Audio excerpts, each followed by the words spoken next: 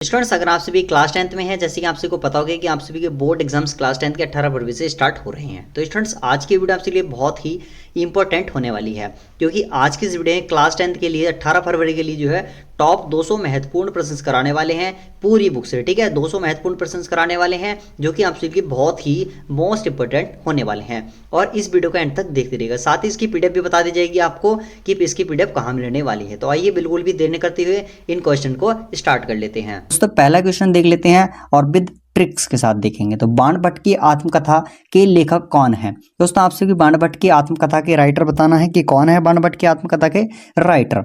तो बाबू गुलाब राय जी हैं, हजारी प्रसाद द्विवेदी जी हैं, मुंशी प्रेमचंद जी हैं या जयशंकर प्रसाद जी हैं। तो बाणभट्ट की आत्मकथा यानी किसी इंसान के कितने बाण मारे कि वो मर जाए, किसी इंसान के कितने बाण मारे कि वो मर जाए? 1000। ठीक है, किसी इंसान के बाण मारेंगे क्या हो जाएगा? वो मर जाएगा। बट उसके कितने बाण मारे कि वो मर जाए, यानी किसी इंसान के बाण मारेंगे क्या हो जाएगा? मर जाएगा। पर कितने बाण मारे कि मर जाए? वो 1000। कितने? 1000। तो option number B, Hazari Prasad Dwivedi जी यानी बाणभट्ट की आत्मकथा के जो लेखक हैं वह है हजारी प्रसाद द्विवेदी जी। तो option number B question number first का करेक्ट होगा। होप से स्टूडेंट्स आप सभी को ट्रिक्स से याद हो गए, सारे क्वेश्चन ट्रिक्स के कराएंगे और आने वाले क्वेश्चन भी इंपॉर्टेंट रहने वाले हैं, वे भी ट्रिक्स से कराएंगे, इसलिए चैनल को सब्सक्राइब कर लीजिएगा। क्वेश्चन नंबर सेकंड देखते हैं, आवारा मसीहा के लेखक कौन है? इसे भी ट्रिक से बताएंगे। तो देख लेते हैं क्वेश्चन नंबर सेकंड, बाबू गुलाब राय जी हैं, हजारी प्रसाद द्विवेदी जी हैं, जयशंकर प्रसाद जी हैं या विष्णु प्रभाकर जी हैं। दोस्तों, आवारा मसीहा, तो मसीहा किसे बोलते हैं? जो बचाने वाला होता है, और बचाने वाले कौन होते हैं? हमें भगवान जी। तो भगवान कौन है? विष्णु जी। ठीक है, विष्णु। तो विष्णु प्रभाकर ऑप्शन नंबर इसका डी करेक्ट हो गया। आपसे पूछा जाता है बोर्ड परीक्षा में कि आवारा मसीहा के लेखक कौन है, तो Vishnu Prabhakar option number D यहाँ पर जो है राइट बैठ रहा है। तो आप सभी को विष्णु प्रभाकर पर जो है टिक कर करके आना है। ठीक है, ऑप्शन नंबर थर्ड देख लेते हैं, क्वेश्चन नंबर थर्ड देख लेते हैं जो कि बहुत ही इंपॉर्टेंट होने वाला है, और इसे भी ट्रिक के साथ बताएंगे। मेरी असफलताएं रचना के राइटर्स कौन है? तो देख लेते हैं मेरी असफलताएं। तो इसमें क्या ट्रिक लगाएंगे? बाबू गुलाब राय जी, हजारी प्रसाद द्विवेदी जी हैं, जयशंकर प्रसाद जी हैं या विष्णु प्रभाकर जी हैं। तो इसमें क्या ट्रिक लगाने वाले हैं? देख लेते हैं। मेरी असफलताएं, कोई इंसान अगर बार बार असफल हो रहा है तो उसके मन में किस तरीके के थॉट्स आने हैं? तो उसके मन में सुसाइड वगैरह के थॉट्स आते हैं कि वो बार बार अनसक्सेसफुल होगा तो सुसाइड के थॉट्स आएंगे। ठीक है, तो इसलिए वो क्या करता है, एक दिन वो जो है सुसाइड कर लेता है, और सुसाइड जो क्या होता है वो मर जाता है। तो मरे हुए इंसान के ऊपर क्या चढ़ाते हैं? फूल। क्या चढ़ाते हैं? गुलाब। ठीक है, क्या चढ़ाते हैं? जब असफल क्या हो जाता है, वो असफल हो जाता है, सुसाइड कर लेता है, तो मरे हुए इंसान के ऊपर क्या चढ़ाते हैं? गुलाब। तो बाबू गुलाब राय इसका ऑप्शन नंबर ए करेक्ट हो गया। यानी मेरी असफलताएं विद्या की रचना पूछेगा तो ये बताना है कि आत्मकथा विद्या की रचना है, और आप सभी को राइटर पूछेगा तो बाबू गुलाब राय जी, ऑप्शन नंबर इसका ए करेक्ट हो गया। तो अगर ये क्वेश्चन आप सभी को बोर्ड परीक्षा में देखने को मिलेगा तो आपको क्या करना है? आप सभी को किस पर क्लिक करना है? बाबू गुलाब राय पर। क्वेश्चन नंबर 4 देख लेते हैं। क्वेश्चन नंबर 4 है कि ब्राह्मण पत्रिका के संपादक कौन है? क्या? ब्राह्मण पत्रिका के संपादक कौन है? तो इसमें देख लेते हैं। ए बाबू गुलाब राय, बी हजारी प्रसाद द्विवेदी, सी प्रताप नारायण मिश्र या डी विष्णु प्रभाकर जी। आप देख लेते हैं ब्राह्मण, इसमें आ गया ब्राह्मण। तो ब्राह्मण कौन थे?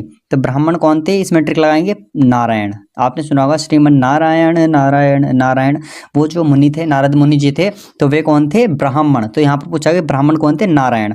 तो ऑप्शन नंबर सी इसका करेक्ट होगा, प्रताप नारायण मिश्र। इसमें ट्रिक बैठ रही है कि नारायण कौन है?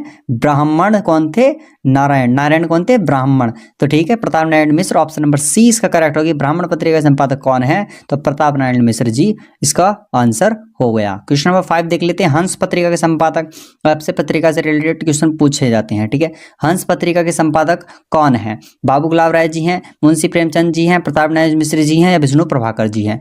तो हंस पत्रिका के संपादक जो होने वाले हैं वो इसमें ट्रिक बताएंगे। हंस, हंस यानी आपने देखे होंगे हंस जो रहते हैं, हंसों से हमें क्या करना चाहिए? प्रेम। क्या करना चाहिए हमें? प्रेम। ठीक है, क्यों? चंद्रमा की तरह श्वेत दिखते हैं एकदम। ठीक है, प्यारे प्यारे होते हैं। तो हंसों से हमें क्या करना चाहिए?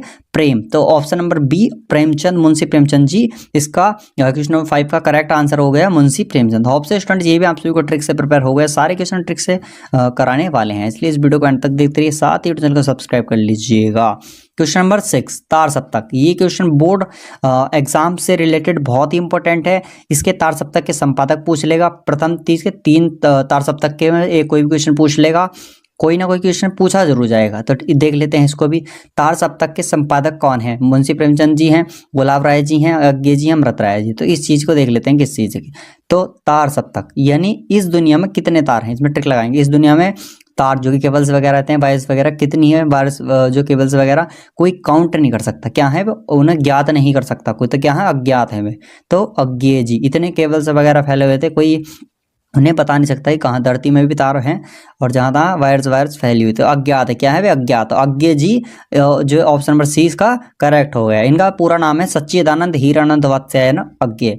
तो अज्ञेय जी तार सप्तक के संपादक कौन है, अज्ञेय जी। ठीक है, तो option number C question number 6 का करेक्ट हो गया। क्वेश्चन नंबर 7 देख लेते हैं, विच is very most important question for board exam 2025 and इसको हम ट्रिक के साथ बताने वाले हैं। एक घूंट के लेखक कौन है। एक घूंट के अगर आपसे राइटर पूछता है तो देख लेते हैं, बाबू गुलाब राय जी हैं, मुंशी प्रेमचंद जी हैं, अज्ञेय जी हैं, जयशंकर प्रसाद जी हैं।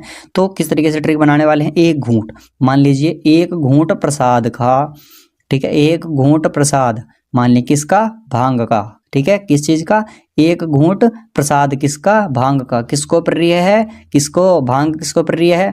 एक घूंट भांग का लगाया किसने, शंकर भगवान जी ने, जिनकी हमेशा जय जयकार होती है। भांग किस रूप में पी, उन्होंने प्रसाद के रूप में।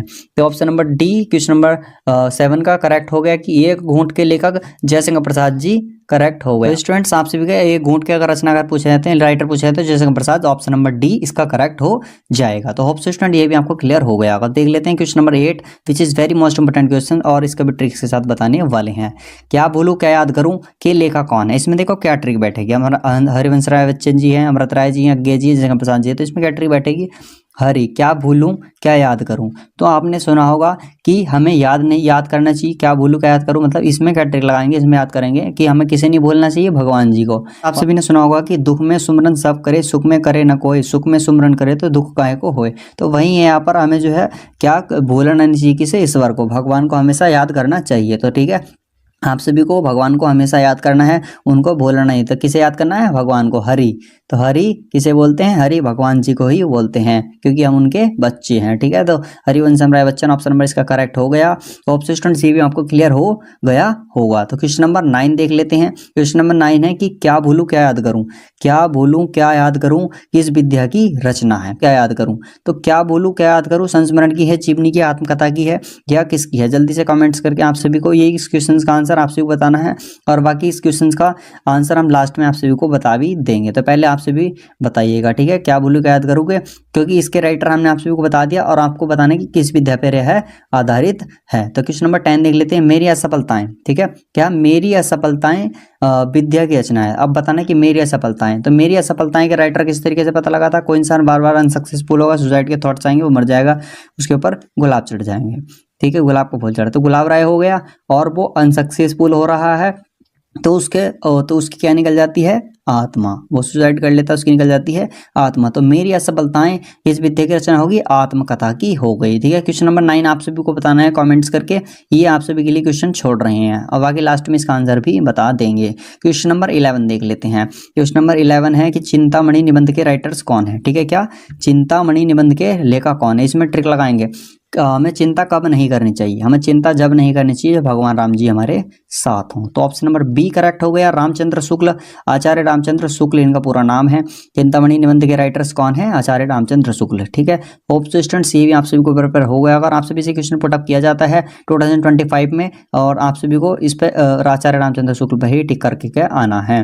देख लेते हैं 12th क्वेश्चन, ममता रचना के लेखक कौन है, ये भी देख लेते हैं। ममता रचना के लेखक कौन है, तो ममता रचना क्या है, ममता किसे बोलते हैं, किसकी रहती है ममता, माँ की, माता की, माँ की ममता क्या रहती है, माँ की ममता की हमेशा जय जयकार होती है। आपने देखा होगा मोस्ट ऑफ द केसेस में क्या करती है मम्मी जी, क्या करती है मोस्ट ऑफ द केसेस में जब कहीं पूजन में जाती हैं तो आप सभी के लिए प्रसाद लेकर आती हैं। ठीक है, क्या लेकर आती हैं, प्रसाद। तो क्योंकि उनकी जय जयकार होती है, वह अपना ध्यान कम रखती हैं, आपका ज़्यादा रखती है। तो जयशंकर प्रसाद यानी आपके लिए प्रसाद लेकर आएंगी, कहाँ शंकर जी की पूजा में जाएंगी तो आप सभी के लिए प्रसाद लेकर आएंगी। उनकी हमेशा जय जयकार होती है, इसी कारण से ममता की हमेशा जय जयकार होती है। तो A Jaishankar Prasad option number A question number 12 का करेक्ट होगा। तो ऑप्शन स्टूडेंट ये भी आपको प्रिपेयर हो गया होगा। क्वेश्चन नंबर 13 देख लेते हैं, कलम का सिपाही के लेखक कौन है, जयशंकर प्रसाद जी हैं, मुंशी प्रेमचंद जी हैं या रामचंद्र शुक्ल जी हैं, हजारी प्रसाद द्वितीय, अमृत राय जी हैं। तो कलम का सिपाही, तो कलम का सिपाही देख लेते हैं।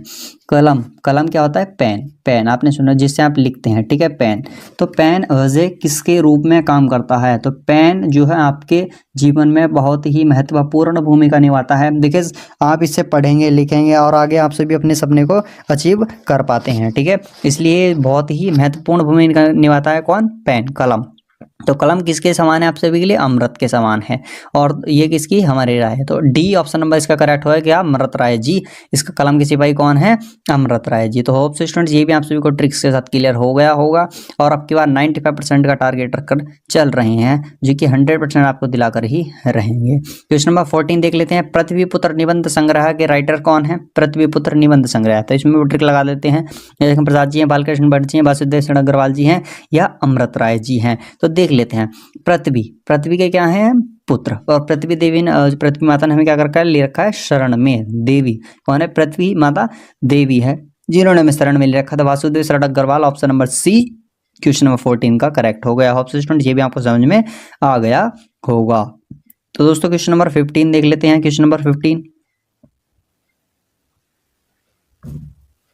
स्टूडेंट, क्वेश्चन नंबर 15 देख लेते हैं। श्रृंगारस मंडन के रचनाकार कौन है? ठीक है, श्रृंगारस मंडन के रचनाकार कौन है इसे भी देख लेते हैं। आइएगा देखिए, श्रृंगारस मंडन जो आपसे भी यहाँ पर देख सकते हैं, रस, ठीक है, किसका रस? किसका? हमने मान लिया किसका? भांग का रस। तो भांग रस किसको प्रिय था? किसको प्रिय थी भांग? भोले नाथ जी को, भोले शंकर जी को, ठीक है। तो ऑप्शन नंबर इसका ये करेक्ट हो गया, विट्ठल नाथ। इस तरीके से आप ट्रिक लगा सकते हैं। श्रृंगारस मंडन के रचयिता थे विट्ठल नाथ। तो ऑप्शन स्टूडेंट्स ये भी आप सभी को क्लियर हो गया होगा। क्वेश्चन नंबर 16 देख लेते हैं। क्वेश्चन नंबर 16 है, गौरा बादल की कथा के लेखक कौन है? तो इसमें किस तरीके से रिलेट करते हैं मान लीजिएगा। इसमें देख लेते हैं विट्ठल नाथ जी है, बालकृष्ण भट्ट, नाभादास या जटमल जी हैं। तो इसमें देख लेते हैं गौरा बादल की कथा के लेखक कौन है। तो मान लीजिए इसमें क्या सपोज दैट कि गौरा बादल की क्या है? कहानी है, ठीक है, कथा है नहीं, गौरा बादल की एक कहानी है जो आप सुन रहे हैं और रात्रि का टाइम हो रहा है। तो जब आप सोने जा रहे हैं तभी तो कहानी सुन रहे होंगे, और जब आप कहानी सुन रहे थे तब उसमें आप जहाँ बैठे थे वहां पर निकल गया खटमल। तो ठीक है, गौरा बादल की कहानी सुन रहे थे और वहां पर निकल गया खटमल। तो जटमल से याद कर लीजिएगा, इस टाइप से आप ट्रिक से याद कर सकते हैं। तो होप सो स्टूडेंट्स ये भी आपको याद हो गया कि गौरा बादल की कथा के राइटर्स कौन होने वाले हैं? जटमल जी। तो thanks for watching this videos. अगर आप अभी तक इसको देख रहे हैं तो देख लेते हैं। क्वेश्चन नंबर 17 देख लेते हैं। क्वेश्चन नंबर 17 है, रसज्ञ रंजन कीर्ति के राइटर्स कौन है? तो इसको ट्रिक से कैसे याद करेंगे? विट्ठल नाथ जी हैं, महावीर प्रसाद जी, बालकृष्ण भट्ट या जटमल जी हैं। तो आइए इसको भी ट्रिक से देख लेते हैं। रसज्ञ रंजन, रस मतलब रस मान लीजिए, ठीक है, ये क्या हो गया? रस, प्लस ज्ञ मतलब मान लीजिए ज्ञानी, ठीक है, ज्ञानी। तो ये मान लीजिए कि ज्ञान का जो रस लेता है, जो ज्ञान का पढ़ रहे हैं, ज्ञान का ही तो रस ले रहे हैं, ज्ञान का जो रस लेता है वो कौन होता है? वो एक महान वीर होता है। जो इसको ज्ञान के रस को प्रसाद के रूप में ले लेता है वो क्या होता है? महान वीर। तो यहाँ पर हो गया महावीर प्रसाद द्विवेदी जी, यानी जो ज्ञान का रस लेता है वो क्या होता है? महान वीर, और प्रसाद के रूप में इसको जब लेता है तो वो महान वीर बन जाता है। तो महावीर प्रसाद द्विवेदी, इसका ऑप्शन नंबर सी करेक्ट हो गया। रसज्ञ रंजन कीर्ति के लेखक महावीर प्रसाद द्विवेदी जी। होप सो स्टूडेंट जी क्वेश्चन भी आपको प्रिपेयर हो गया होगा। आप क्वेश्चन नंबर 18 देख लेते हैं। क्वेश्चन नंबर 18 है, इंदुमती लेखक है, इंदुमती है, इंदुमती लेखक नहीं, इंदुमती है। तो आप सभी को कमेंट्स करके बताने कि इंदुमती के राइटर्स कौन है। तो देख लेते हैं, प्रथम कहानी है, प्रथम उपन्यास है, प्रथम निबंध है, या इनमें से कोई नहीं है। तो देख लेते हैं। तो दोस्तों प्रथम जो उपन्यास है वो तो मौलिक, जो प्रथम उपन्यास है वो परीक्षा गुरु है, ठीक है, परीक्षा गुरु प्रथम उपन्यास आप सभी को पता ही होना चाहिए, मौलिक उपन्यास है वो। तो इंदुमती देख लेते हैं। इंदुमती क्या है, इसमें किस तरीके से रिलेट करने वाले हैं? इंदु, इंदु क्या है? इंदु एक लेडीज का नाम है। मती हम माता से रिलेट कर लेते हैं, आप मान लीजिएगा माता, मती मतलब माता से रिलेट कर लिया, और इंदु उनका नाम है। तो सबसे पहले कहानी आपको किसने सुनाई है? आपकी माता जी ने तो सुनाई होगी। तो प्रथम कहानी इस हो गई, ठीक है, इंदुमती क्या हो गई? प्रथम कहानी, यानी मती मतलब माता, माता का क्या नाम है? इंदु, ठीक है। इंदु माता ने आपको कहानी सुनाई थी, किसने? पहले माता ने। तो माता ने तो सुनाई होगी आपको, प्रथम कहानी हो गई, इसलिए इंदुमती क्या है? प्रथम कहानी। तो ऑप्शन स्टूडेंट ये भी आपको क्लियर हो गया। क्वेश्चन नंबर 19 देख लेते हैं, हिंदी का प्रथम नाटक। तो यहाँ पर भी देख लेते हैं, सती प्रथा है, अजातशत्रु है, स्कंदगुप्त है, नहुस है। तो देख लीजिएगा इसमें क्या ट्रिक लगाने वाले हैं। आप कोई इंसान है, ठीक है, आप सभी देख रहे होंगे कि नाटक वगैरह का, सीरियल वगैरह का क्रेज बहुत ज़्यादा चल रहा है। सारे इसमें घुसे रहते हैं, किसकी तरह? हूस की तरह इसमें घुसे रहते हैं। हमारा इंटेंशन बिल्कुल भी मतलब किसी भावनाओं को ठेस पहुंचाना बिल्कुल भी नहीं है, इसलिए फनी से बता रहे हैं ताकि आप सभी अच्छे से रिलेट कर सके और आपको याद हो सके। तो कोई नाटक में कैसे किस तरीके से पूछा जाता है, हूस की तरह। तो नहूस, इसका option number D question number 19 का जो करेक्ट हो गया कि हिंदी का प्रथम नाटक कौन सा है, नहूस। अगर आपसे बोर्ड परीक्षा 2025 में पूछा जाता है तो आप सभी इस पर ही क्लिक करके आएंगे। ठीक है, क्वेश्चन नंबर 20 देख लेते हैं। चिंतामणि गद्य विद्या पर है। ठीक है, चिंतामणि कौन सी गद्य विद्या पर आधारित है, ये आप सभी बताना है कि चिंतामणि कौन सी गद्य विद्या पर आधारित है। ए कहानी, उपन्यास, निबंध या कहानी। सॉरी स्टूडेंट्स, ये 2 बार करेक्ट हो गया, 2 बार टाइप हो गया। तो देख लेते हैं चिंतामणि किस गद्य विद्या पर आधारित है। चिंतामणि जो है वो निबंध गद्य विद्या पर आधारित है, क्योंकि हमने बताया था कि चिंता कब नहीं करनी चाहिए, जब राम जी आपके साथ हो। तो चिंतामणि तो क्या हुआ है, आचार्य रामचंद्र शुक्ल। वहीं पर लिख रखा चिंतामणि निबंध किस गद्य विद्या पर आधारित है, तो वो सॉरी चिंतामणि निबंध के लेखक कौन है। तो चिंतामणि निबंध आया था तो निबंध पर ही आधारित है, और जिसके आचार्य रामचंद्र शुक्ल राइटर होने वाले हैं। ठीक है, होप स्टूडेंट ये भी आपको क्लियर हो गया होगा। क्वेश्चन नंबर 21 देख लेते हैं। अर्धनारीश्वर के लेखक हैं। अर्धनारीश्वर के लेखक जयशंकर प्रसाद जी हैं, रामचंद्र शुक्ल जी है, रामधारी सिंह दिनकर है, अमृत राय जी। तो अर्धनारीश्वर के लेखक कौन है। अर्धनारीश्वर, आधज आदि नर सॉरी स्टूडेंट, अर्धनारीश्वर के कौन है। तो यहाँ पर देख सकते हैं आप, यहाँ देख लिया अर्ध नारीश ईश्वर, ईश्वर बाद में किसका स्वर आ रहा है, ईश्वर का। ईश्वर का देख लेते हैं बाद में किसका साउंड आ रहा है, ईश्वर। नारीश्वर, ईश्वर। तो ईश्वर कौन है, राम जी। ठीक है, कौन हो गए ईश्वर, ईश्वर कौन हो गए, राम जी। तो रामधारी सिंह दिनकर, इसका ऑप्शन नंबर सी करेक्ट हो गया। तो होप स्टूडेंट ये भी आपको क्लियर हो गया। देखिए इसमें क्या ट्रिक लगाई हमने, एक बार उद्धार देख लेते हैं।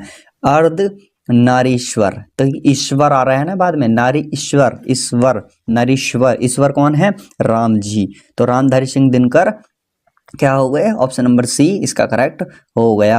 ठीक है, क्वेश्चन नंबर 22 देख लेते हैं। क्वेश्चन नंबर 22 देख लेते हैं। अष्टयाम के लेखक कौन है। जयशंकर प्रसाद जी हैं, विट्ठलनाथ जी हैं, या आप ये देख सकते हैं रामधारी सिंह दिनकर जी हैं, नाभादास जी हैं। तो स्टूडेंट्स ये क्वेश्चन ऐसा है कि अब की बार बोर्ड एग्जाम में पूछा जा सकता है, और इसका क्वेश्चन आप सभी को कमेंट्स करके बताना है। दोस्तों हमने क्वेश्चन नंबर 9 आप सभी को दिया था, और क्वेश्चन नंबर 22 दे रहे हैं। ठीक है, which is very most important question. Ashtayam के लेखक आप सभी से पूछा जा सकता है, और अब की बार हम जो है 95% का टारगेट लेकर के चल रहे हैं। तो फिर भी आप नाभादास के राइटर्स आप सभी को कमेंट्स करके बताना है। 2 क्वेश्चन आप सभी को दे दिए हैं, 1 से 2 क्वेश्चन और देंगे जिसमें आप सभी को बताना है। क्वेश्चन नंबर 23 देख लेते हैं कि प्रेम सागर के रचनाकार, प्रेम सागर रचना के राइटर्स कौन है। ठीक है, देख ले राइटर कौन है। जयशंकर प्रसाद जी है, मुंशी सदा सुखलाल जी है, रामधारी सिंह दिनकर जी है, नाभादास जी हैं। तो दोस्तों अब की बार क्या होता है, इसमें आंसर टाइप नहीं किया गया है, इनमें से कोई सा भी आंसर नहीं होने वाला इसका, तो जो टाइप नहीं कर पाया आंसर इसका देख लेते हैं। क्योंकि प्रेम सागर, इसमें ट्रिक बताएंगे और आप बहुत अच्छी तरीके से हो जाएगा। तो प्रेम सागर की रचनाकार कौन है। अब मान लीजिए कोई प्रेम कर रहा है, जो प्रेम के सागर में गोता लगाएगा तो क्या बन जाएगा, एक लल्लू बन जाएगा। ठीक है, तो क्या हो गया, जो प्रेम के सागर में गोता लगाएगा, जो प्रेम करेगा तो बन जाएगा लल्लू। तो इसका लल्लू लाल, इसका ऑप्शन क्या हो गया, लल्लू लाल जी। इसका ऑप्शन लल्लू लाल सिंह ऑप्शन इसका हो गया। ठीक है, इसलिए इसको अच्छे से प्रिपेयर कर लीजिएगा। और विच is very most important question for board exam 2025, और ये भी इसमें आंसर नहीं था। ठीक है, इसलिए आप इसको अलग से लिख लीजिएगा। इसी पीडीएफ में जब देंगे हम करेक्शन कर देंगे, आप सभी इसको लिख लीजिएगा। क्वेश्चन नंबर 24 देख लेते हैं। नासिक के तो पाख्यान के राइटर्स कौन है। जयशंकर प्रसाद जी हैं, मुंशी सदा सुखलाल जी हैं, रामधारी सिंह दिनकर हैं, सदल मिश्र जी हैं।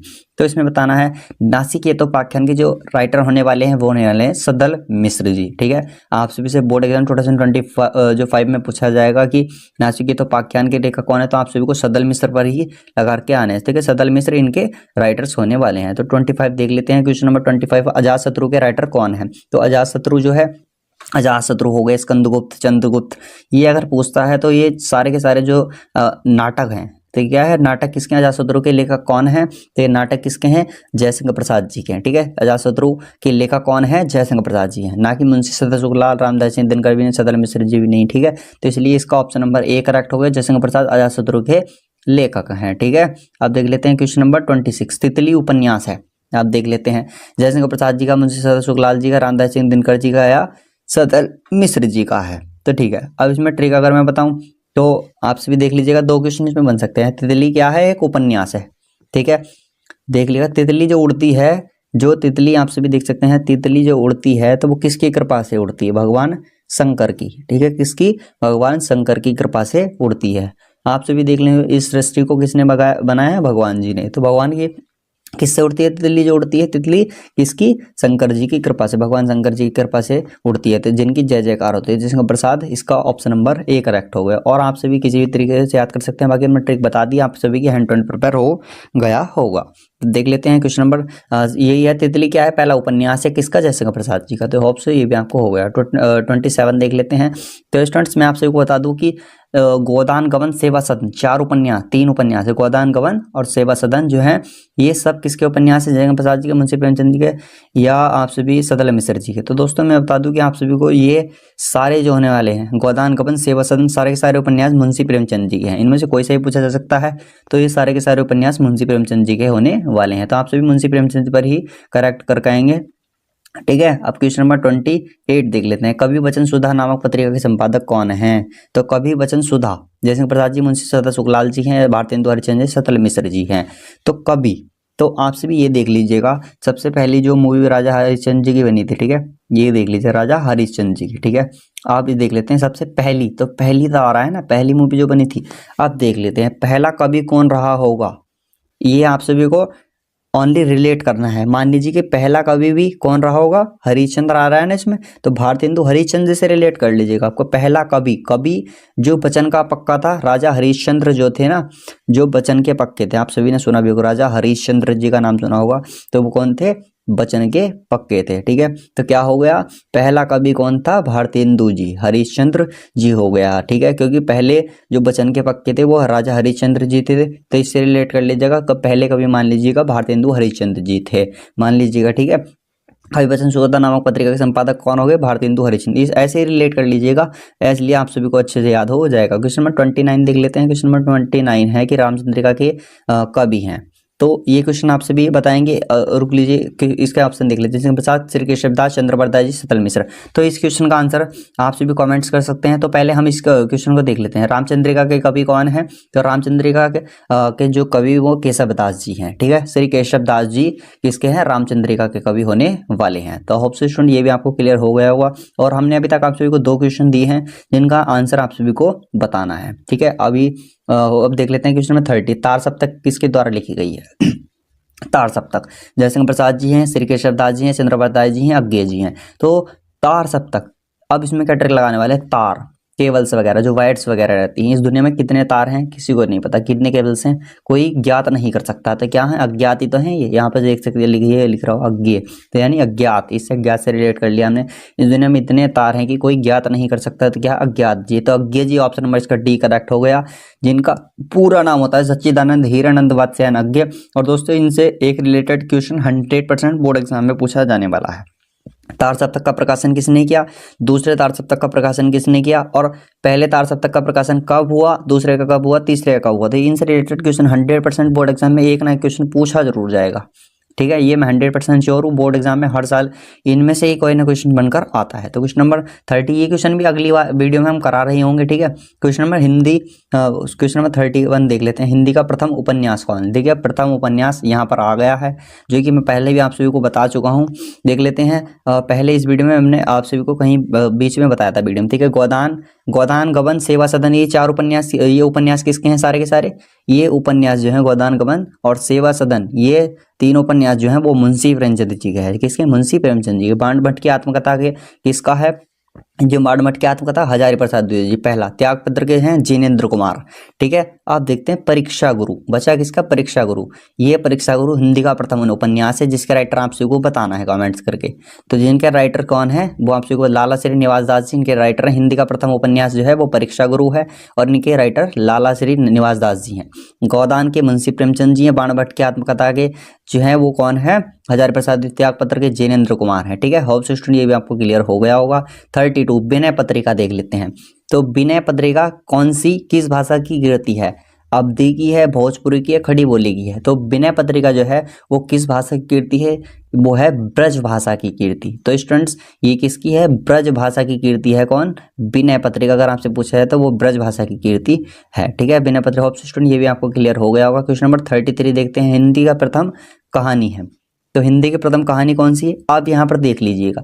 पहले दे रखा था क्या था, इससे पहले रिलेटेड क्वेश्चन किसी और टाइप से पूछा गया था, इस टाइप से भी क्वेश्चन पूछा जा सकता है बोर्ड एग्जाम में। एग्जामिनर किसी भी तरीके से क्वेश्चन को जो पुटअप कर सकता है। अब यहाँ पे देख सकते हैं आकाशदीप है, इंदुमती है, त्यागपत्र है, जैनेंद्र, ये तो जैनेंद्र कुमार, ये छाया है। अब देखते हैं हिंदी की जो प्रथम कहानी है, हिंदी की जो प्रथम कहानी है वो आपसे बताते कि अभी इससे पहले क्वेश्चन है कि इंदुमती क्या है, ठीक है, इंदुमती क्या है। तो इंदुमती जो है वो हिंदी की प्रथम कहानी है, जो हमने रिलेट करके बताया था कि मती मतलब माता। तो आपको प्रथम कहानी जो सुनाई गई, पहली बार जो कहानी सुनाई गई किसने, माता ने। मती को माता से रिलेट किया था हमने, जिनका नाम इंदु था, तो माता ने ही तो सुनाई होगी। तो इंदुमती ऑप्शन नंबर इसका बी करेक्ट हो गया। स्टूडेंट्स हिंदी का जो प्रथम कहानी वो होगी इंदुमती। ऑप्शन स्टूडेंट ये भी आपको क्लियर हो गया होगा हिंदी की प्रथम कहानी कौन सी, इंदुमती। ये हमने आपको ट्रिक से ही बताया है।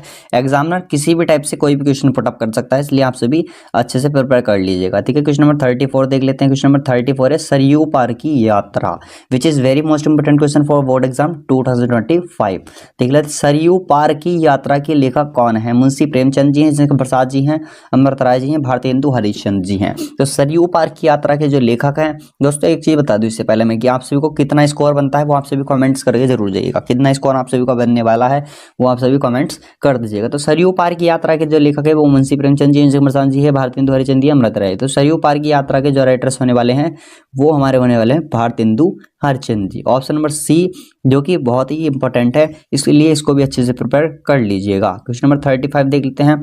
ये देख लीजिएगा, यहाँ पर आ गया गोदान गबन सेवा सदन, ठीक है, आ गया गोदान गबन सेवा सदन। तो ये सारे के सारे उपन्यास किसके होने वाले हैं आप सभी को बता दिया है, ना कि जयशंकर प्रसाद जी के, भारतेंदु हरिश्चंद्र जी, अमृत राय, ये हैं सारे मुंशी प्रेमचंद जी के। सारे के सारे उपन्यास जो होने वाले हैं किसके होने वाले हैं, मुंशी प्रेमचंद जी के। गोदान गबन सेवा सदन, ठीक है, गोदान गबन सेवा सदन, ये तीन उपन्यास हैं। गोदान गबन सेवा सदन, ये सारे के सारे उपन्यास किसके होने वाले हैं, मुंशी प्रेमचंद जी के होने वाले हैं। तो ऑप्शन स्टूडेंट ये क्वेश्चन भी आपको प्रिपेयर हो गया होगा और इनमें से कोई भी उपन्यास पूछ सकता है। बाण भट्ट की आत्मकथा के लेखक, बाण भट्ट के लेखक आ गए हैं, यहाँ देख सकते हैं।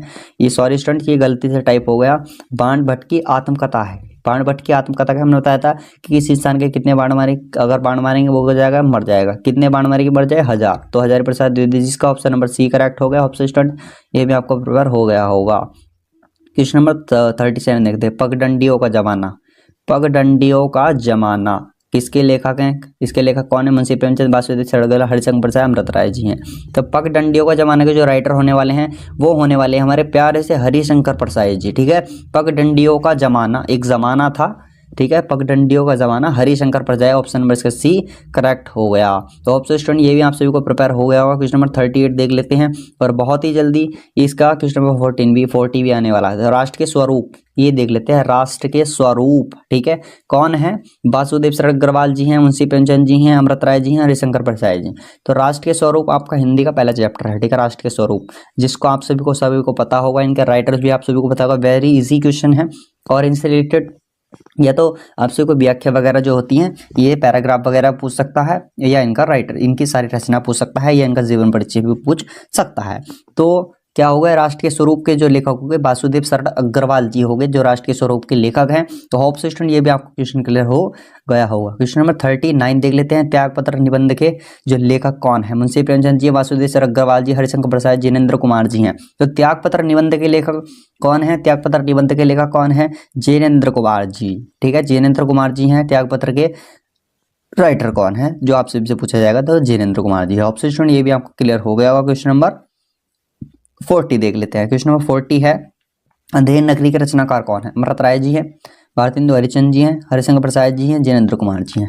तो अंधेर नगरी के जो रचनाकार कौन है वो हमारे हैं भारतेंदु हरिश्चंद्र जी। अंधेर, अगर आपसे भी से क्वेश्चन पुटअप किया जाता है तो आप सभी को इस पर ही क्लिक कर करके कि भारतेंदु हरिश्चंद्र जी जो है अंधेर नगरी के रचनाकार होने वाले हैं। तो आपसे स्टूडेंट ये क्वेश्चन में आपको प्रिपेयर हो गया होगा। हमारे यहाँ पर 40 क्वेश्चन सारे के सारे जो है बन जाते हैं। स्टूडेंट्स क्वेश्चन नंबर 41 देख लेते हैं। 41 है कि तार सप्तक के जो संपादक कौन है। तो स्टूडेंट्स आपसे बता दें कि मोस्ट इंपोर्टेंट क्वेश्चन होने वाला है। इससे रिलेटेड ये भी पूछा जा सकता है कि तार सप्तक का प्रकाशन कब हुआ, दूसरे कब हुआ, तीसरे का कब हुआ। तो स्टूडेंट्स बहुत इंपॉर्टेंट है, देख लेते हैं तार सप्तक के संपादक कौन है। तो ठीक है, तार, इस दुनिया में इतने तार है कि आपसे भी कोई ज्ञात नहीं कर सकता। तो क्या है, वे अज्ञात हैं। क्या है, अज्ञात है। तो यहाँ पर आ रहा है अज्ञेय। तो अज्ञेय क्या है, इस दुनिया में इतने तार हैं कि कोई भी ज्ञात नहीं कर सकता। क्या हो गया, अज्ञात। तो अज्ञेय जी इसके जो है संपादक संपादक होगी किसके, तार सप्तक। अगर आपसे पूछा भी जा सकता है तो कि तार सप्तक का जो प्रकाशन कौन किसने, संपादक कौन है, तो वो है अज्ञे जी। इनका पूरा नाम है सच्चिदानंद हीरानंद वात्स्ययन अज्ञे। ठीक है, होप स्टूडेंट्स ये भी आपको क्लियर हो गया होगा। स्टूडेंट्स 42 देख लेते हैं क्वेश्चन नंबर, कि तार सप्तक का प्रकाशन कब हुआ। तो देखो इसमें एक ट्रिक बताएंगे हम, जो कि आप सभी के हैंड टू हैंड प्रिपेयर हो जाएंगे। तो तार सप्तक का प्रकाशन कब हुआ, 1943 में। ठीक है, दूसरे तार सप्तक का प्रकाशन, तीसरे तार सप्तक का प्रकाशन कब हुआ ये पता चल जाएगा। तो पहले तार सप्तक का प्रकाशन जब हुआ तो 1943 में होता। अगर आप सभी 1943 में +8 ऐड करेंगे, ठीक है, 8 ऐड अगर आप करेंगे तो यहाँ पर आएगा 1951। ठीक है, अगर आप 1943 में 8 ऐड करेंगे तो यहाँ पर क्या आ जाएगा 1951। ठीक है, क्या आएगा यहाँ पर 1915। तो 1951 का तो दूसरे तार सप्तक पर, जो दूसरे तार सप्तक का प्रकाशन हुआ 1951 हो जाएगा। और 1951 में अगर आप फिर 8 ऐड करेंगे तो वहाँ पर आएगा 1959। तो 1959 में क्या हुआ, तीसरे तार सप्तक का प्रकाशन हुआ। तो स्टूडेंट्स आप यहाँ पर ये ट्रिक लगा सकते हैं, आपको बस पहले तार सप्तक का प्रकाशन याद होना चाहिए कि 1943 में पहले तार सप्तक का प्रकाशन हुआ, इसमें अगर 8 ऐड करेंगे तो 1951 हो जाएगा, उसमें दूसरे तार सप्तक का प्रकाशन हुआ। और 1951 में अगर 8 ऐड करेंगे तो वहां पर क्या हो जाएगा, तीसरे तार सप्तक का प्रकाशन हो जाएगा। और तार सप्तक का प्रकाशन अज्ञे जी ने किया था। होप सो स्टूडेंट्स ये आपको क्लियर हो गया। आगे कोई क्वेश्चन आता है तो आप सभी को प्रिपेयर हो जाएगा। साकेत की नायिका कौन है। ठीक है, साकेत की नायिका, तो आप सबको पता है कि साकेत की नायिका कौन है, यशोधरा जी है, उर्मिला जी है, द्रौपदी है या राधा जी हैं। तो साकेत की जो नायिका है वो होने वाली है हमारी उर्मिला जी। तो होप सो स्टूडेंट्स ये भी आपको क्लियर हो गया है। स्टूडेंट्स आपको इन 100 क्वेश्चन में से सारे क्वेश्चन देखने को मिलने वाले हैं। ठीक है, क्वेश्चन नंबर 44 देख लेते हैं। 44 है कि दूसरे तार सप्तक का प्रकाशन। यहाँ पर देखिए दूसरे तार सप्तक का प्रकाशन आ गया। हमने क्या बोला था कि पहले तार सप्तक का प्रकाशन पता होना चाहिए, तो पहले तार सप्तक का प्रकाशन है 1943। अगर इसमें 8 ऐड करेंगे तो क्या हो जाएगा 1951। ठीक है, यहाँ पर देखिए दूसरे तार सप्तक का प्रकाशन हो गया कौन सा 1951। अगर 1951 में 8 ऐड करेंगे तो क्या आ जाएगा 1959, जो कि तीसरे तार सप्तक का प्रकाशन हो जाएगा। देख लेते हैं, आइएगा 45। ठीक है, क्या है कि प्रगति लेखक संघ की स्थापना हुई थी। ठीक है, कब हुई थी प्रगति लेखक संघ की स्थापना, 1935 में, 1936 में, 1951 में या 1943 में। तो 1936 में जो है प्रगति लेखक संघ की स्थापना हुई थी, विच is very most important question for board exam 2025। ठीक है, देखते हैं 46। यहाँ पर देखिए तीसरे तार सप्तक का प्रकाशन आ गया। तो पहले तार सप्तक का प्रकाशन क्या था 1943, और इसमें ऐड करेंगे तो क्या आएगा 1951। ठीक है, और 1951 में अगर 8 ऐड करेंगे तो क्या आएगा 1959। तो होप स्टूडेंट ये तीनों के तीनों क्वेश्चंस आप सभी के प्रिपेयर हो गए होंगे। बस आपको पहले तार सप्तक का प्रकाशन याद रखना है, जो कि 1943 में हुआ, तो उसमें ऐड करेंगे तो 1951 में दूसरे का हुआ था, फिर उसमें 8 ऐड करेंगे तो 1959 में तीसरे का हुआ था। होप स्टूडेंट्स ये क्वेश्चन आपको क्लियर हो गया होगा, और बोर्ड एग्जाम्स के लिए बहुत ही मोस्ट इंपोर्टेंट क्वेश्चन होने वाला है। तो क्वेश्चन नंबर 47 देख लेते हैं। विनय पत्रिका के लेखक कौन है। तो सूरदास जी हैं, तुलसीदास जी हैं, प्रेमचंद जी हैं, जयशंकर प्रसाद जी हैं। तो दोस्तों आप सबको बता दें कि विनय पत्रिका के जो लेखक हैं वो गोस्वामी तुलसीदास जी होने वाले हैं। विनय पत्रिका जो लिखी है वो संपादक जो है वो गोस्वामी तुलसीदास जी ने की थे। 47 क्वेश्चन होप स्टूडेंट्स ये भी आपको क्लियर हो गया होगा। क्वेश्चन नंबर 40 देख लेते हैं कि पृथ्वीराज रासो। ठीक है, क्या कि पृथ्वीराज रासो के लेखक कौन है। ए दलपति विजय, बी केशवदास, सी चंद्रवरदाई, सी डी नरपति नाल्हा। तो आप सभी ने अगर पृथ्वीराज रासो के लेखक पता है तो आप सभी कमेंट्स कर दीजिएगा, और आपके 100 में से कितने जो क्वेश्चंस करेक्ट हुए हैं वो भी आप सभी को कमेंट्स करके बताना है। तो पृथ्वीराज रासो के जो लेखक जो होने वाले हैं वो है हमारे चंद्रवरदाई जी। ठीक है, होप से स्टूडेंट्स ये क्वेश्चन में आपको प्रिपेयर हो गया होगा कि आप सभी से अगर बोर्ड एग्जाम 2025 में 24/5 को अगर पूछा जाता है कि पृथ्वीराज रासो के लेखक कौन है, तो आप सभी को चंद्रवरदाई पर ही क्लिक करके आना है। ठीक है, सही करके आना है, वहां पर क्लिक ऑप्शन नहीं होगा। ठीक है, क्वेश्चन नंबर 49 देख लेते हैं। ठीक है, 49 देख लेते हैं, आपको रामचंद्रिका के लेखक कौन है। ये आपको बताने की 49 क्वेश्चन नंबर 49 की दलपति विजय है, केशव दास जी हैं, चंद्रवरदास जी हैं या नरपति नाला जी हैं। ठीक है, अगर आपसे भी पूछा जाता है कि रामचंद्रिका के लेखक कौन है, तो रामचंद्रिका जो लेखक होने वाले हैं वो हमारे हैं प्यारे केशवदास जी। ठीक है, कौन है केशवदास जी। तो होप सो स्टूडेंट्स ये भी आपको क्लियर हो गया होगा कि रामचंद्रिका के लेखक कौन है केशवदास जी। स्टूडेंट्स बहुत ही मोस्ट इंपोर्टेंट क्वेश्चन है, इसलिए सारे क्वेश्चन आप ट्रिक से बताएंगे, आप सभी एकदम हैंड टू हैंड प्रिपेयर हो जाएंगे। अब तक के सारे क्वेश्चन हमने ऑल्सो जो मोस्ट ऑफ द क्वेश्चन है वो ट्रिक से ही बताए हैं। ठीक है, क्वेश्चन नंबर 50 देख लेते हैं, यामा के लेखक कौन है। ठीक है, यामा, तो महादेव वर्मा है, केशवदास जी हैं, सूर्यकांत त्रिपाठी निराला जी हैं या नरपति नाला जी। आप सभी देखिए इस में आ रहा है माँ। ठीक है, माँ, ठीक है। माँ और माँ होती है लेडीज, ठीक है। तो यहाँ पर लेडीज नाम देख लेते हैं। केशवदास जी एक जेंट्स नाम है, नरपति नाला भी एक जेंट्स नाम लग रहा है, सूर्यकांत त्रिपाठी निराला भी एक जेंट्स नाम लग रहा है। ये आपसे भी एक ट्रिक बता रहा हूँ ताकि आप इससे रिलेट कर सके। तो महादेवी वर्मा, तो देवी, तो माता किसके समान होती है? देवी के समान, ठीक है। आप यहाँ पर देख रहे होंगे इसमें होगा या माँ, ठीक है। माता किसके समान होती है? माँ किसके समान? देवी के। तो यहाँ पर महादेवी वर्मा, इसका ऑप्शन नंबर ए करेक्ट हो गया। तो ऑप्शन ये भी आपको क्लियर हो गया होता है। ऐसी ट्रिक अगर आपसे पूछा कि यामा के लेखक कौन है, तो यहाँ पर देख सकते हैं माँ। तो माँ किसके समान होती है? देवी के, ठीक है। तो यामा लेखक पूछेगा तो महादेवी वर्मा। ऑप्सो स्टूडेंट्स ये भी आपको क्वेश्चन क्लियर हो गया होगा। यामा के लेखक जो है वो महादेवी वर्मा जी हैं। क्वेश्चन नंबर 51 देख लेते हैं, नहुस नाटक के लेखक कौन है? तो नहुस नाटक विच is very most important question. और नहुस नाटक क्या है? ये प्रथम नाटक कौन सा है? हिंदी का प्रथम नाटक है नहुस। ये तो आप सभी को पता चल गया होगा। तो हिंदी का प्रथम नाटक है नहुस। और वहीं पर नहुस नाटक के लेखक कौन है? मुंशी प्रेमचंद जी, जयशंकर प्रसाद जी, गोपाल चंद्र गिरधरदास जी हैं या रामचंद्र शुक्ल जी हैं। तो स्टूडेंट्स आप सभी को बता दें कि जो नहुस नाटक के लेखक कौन है, तो नहुस नाटक के जो लेखक होने वाले हैं वो होने वाले हमारे गोपाल चंद्र गिरधरदास, ठीक है। गोपाल चंद्र गिरधरदास आप सभी के होने वाले हैं नहुस नाटक के लेखक। और नहुस नाटक हिंदी का प्रथम नाटक है, आप सभी याद रख लीजिएगा।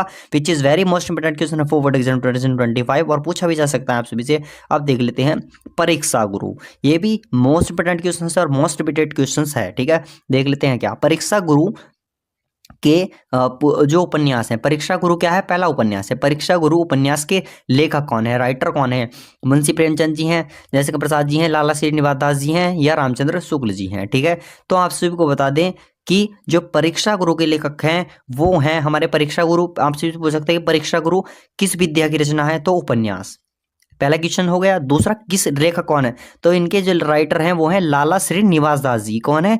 यहाँ पर देख सकते हैं लाला श्री निवास दास जी जो हैं वो परीक्षा गुरु उपन्यास के लेखक हैं। मोस्ट इंपोर्टेंट है, मोस्ट रिपीटेड क्वेश्चन से इसको अच्छे से प्रिपेयर कर लीजिएगा। बोर्ड के 2020 में 24 में सॉरी 2025 में आप सभी को 24 फैब को आप सभी को 100% देखने को मिलने वाला है। इनमें से कोई क्वेश्चन आप सभी को देखने को मिलेगा, मैं 100% श्योर हूँ। तो क्वेश्चन नंबर 53 देख लेते हैं। क्वेश्चन नंबर 53, प्रेम सागर के लेखक कौन है? तो प्रेम सागर देखिएगा, इसमें क्या ट्रिक लगाएंगे। प्रेम सागर के मुंशी प्रेमचंद जी हैं, सदल मिश्र जी हैं, लाला श्री निवास दास जी हैं या लल्लू लाल जी हैं, ठीक है। तो प्रेम सागर के जो लेखक हैं वो हमारे प्रेम में कौन पड़ता है? आप सभी देख लीजिएगा प्रेम, ठीक है। प्रेम में कौन पड़ता है? तो प्रेम में जो पड़ जाता है वो बन जाता है लल्लू, ठीक है। क्या बन जाता है वो?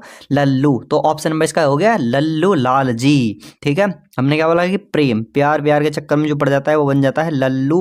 तो लल्लू लाल ऑप्शन नंबर डी हो गया कि प्रेम सागर के लेखक कौन है। तो ऑप्शन ये आप सभी को ट्रिक्स ये ओनली रिलेटेड, ताकि मैं इनको अच्छे से रिलेट कर पाऊँ और आप सभी इसको अच्छे से याद कर सके रिलेट करके, इसलिए मैं आप सभी को ये ट्रिक्स बता रहा हूँ। बिल्कुल भी ऑफेंड होने की कोई जरूरत है नहीं, हमारा उद्देश्य बिल्कुल भी ये नहीं। हम यही चाहते हैं कि आप सभी के अच्छे से प्रिपेयर हो जाए क्वेश्चंस बहुत ही प्यार के साथ। तो प्रेम सागर जो प्रेम के सागर में डूबता है वो लल्लू हो जाता है, तो लल्लू लाल हो गया, ठीक है। क्वेश्चन नंबर 54 देख लेते हैं, रस मीमांसा के लेखक कौन है? तो रस मीमांसा के लेखक कौन है? ये क्वेश्चन स्टूडेंट्स, होप से स्टूडेंट्स ये क्वेश्चन आप सभी को आंसर पता होगा, तो आंसर बताइएगा, ठीक है। मुंशी प्रेमचंद, रामचंद्र शुक्ल, लाला श्री निवास दास जी या लल्लू लाल जी। तो आप सभी को बता दें कि रस मीमांसा, तो रस मीमांसा के लेखक कौन है? वो है हमारे प्यारे रामचंद्र शुक्ल जी, आचार्य रामचंद्र शुक्ल। ऑप्शन नंबर इसका बी करेक्ट है कि रस मीमांसा के लेखक कौन है, ठीक है। हमें ऑप्शन आपसे कोई ये क्वेश्चन भी प्रिपेयर हो गया होगा कि आपसे भी अगर बोर्ड एग्जाम 2025 में 24 फैब को पूछा जाता है कि रस मीमांसा के लेखक कौन है, तो आपसे को रामचंद्र शुक्ल पर क्लिक करके आना है, टिक करके आना है, ठीक है। यहाँ पर देख सकते हैं रस मीमांसा, रस, यहाँ पर एक ट्रिक अगर मैं बनाऊँ तो रस, ठीक है। आप सभी को सपोज आपको प्रसाद बट रहा है, प्रसाद किसके रूप में बट रहा है? रस की। तो आप सभी भगवान का प्रसाद तो लेंगे, तो भगवान कौन से? राम जी का। भगवान राम जी का आपने क्या लिया? प्रसाद, किसके रूप में बट रहा है? रस के। तो आप सभी इससे भी ट्रिक से याद कर सकते हैं अगर रिलेट करना चाहें तो। श्रृंगार रस मंडन के रचयिता कौन है? श्रृंगार रस मंडन के रचयिता, आप देखिए यहाँ पर क्या आता है, कौन है? यहाँ पर देख सकते हैं रस, यहाँ पर रस आ रहा है। तो रस मान लिया हमने किसका रस? प्रसाद का रस, ठीक है। प्रसाद का किसका? भांग का रस। भांग आपने देखा होगा कि भांग कौन से भगवान को प्रिय है? भगवान भोलेनाथ जी को, भगवान शंकर जी को, ठीक है। भगवान शंकर जी को उनका नाम दूसरा भोलेनाथ जी भी है, ठीक है। तो यहाँ पर देख सकते हैं भंग का रस, ठीक है। भंग का रस किसे प्रिय है? किसको प्रिय है? भगवान नाथ जी, भोलेनाथ जी को। तो यहाँ पर नाथ आ रहा है, तो देखिए विट्ठल नाथ। ऑप्शन नंबर सी करेक्ट हो गया कि श्रृंगार रस मंडन के रचयिता कौन है, लेखक कौन है, तो वह है Vitthal Nath ji. Hope so students ये भी आपको क्लियर हो गया होगा। क्वेश्चन नंबर 56 देख लेते हैं, विच is very most important questions. ठीक है, देख लेते हैं 56 है, नासिक हेतोपाख्यान के लेखक कौन है, ए सदल मिश्र, बी रामचंद्र शुक्ल, सी विट्ठलनाथ, डी लल्लूलाल। तो नासिक हेतोपाख्यान के जो राइटर होने वाले हैं, नासिक हेतोपाख्यान के राइटर हैं वो है हमारे प्यारे सदल मिश्र जी। तो स्टूडेंट्स ऑप्शन नंबर इसका ए करेक्ट हो गया, सदल मिश्र जो है 56, क्वेश्चन नंबर 56 का ऑप्शन नंबर ए होने वाला है हमारा, क्या होने वाला है, नासिक हेतोपाख्यान के लेखक हैं सदल मिश्र जी। स्टूडेंट्स अगर आपको ये क्वेश्चन देखने को मिलता है तो आप क्लिक इस पर टिक कर दीजिएगा। देखते हैं क्वेश्चन नंबर 57। क्वेश्चन नंबर 57 है कि सुख सागर के लेखक हैं, ठीक है, सुख सागर के लेखक कौन होने वाले हैं, सदल मिश्र जी होने वाले हैं, रामचंद्र शुक्ल जी होने वाले हैं, मुंशी सदर सुखलाल जी होने, लल्लू लाल जी होने वाले हैं। तो स्टूडेंट्स आपसे बता दूं कि सुख सागर यहाँ पे देखिए सुख कहाँ लिखा हुआ है, ठीक है, ये देखिएगा सुख कहाँ लिखा हुआ है।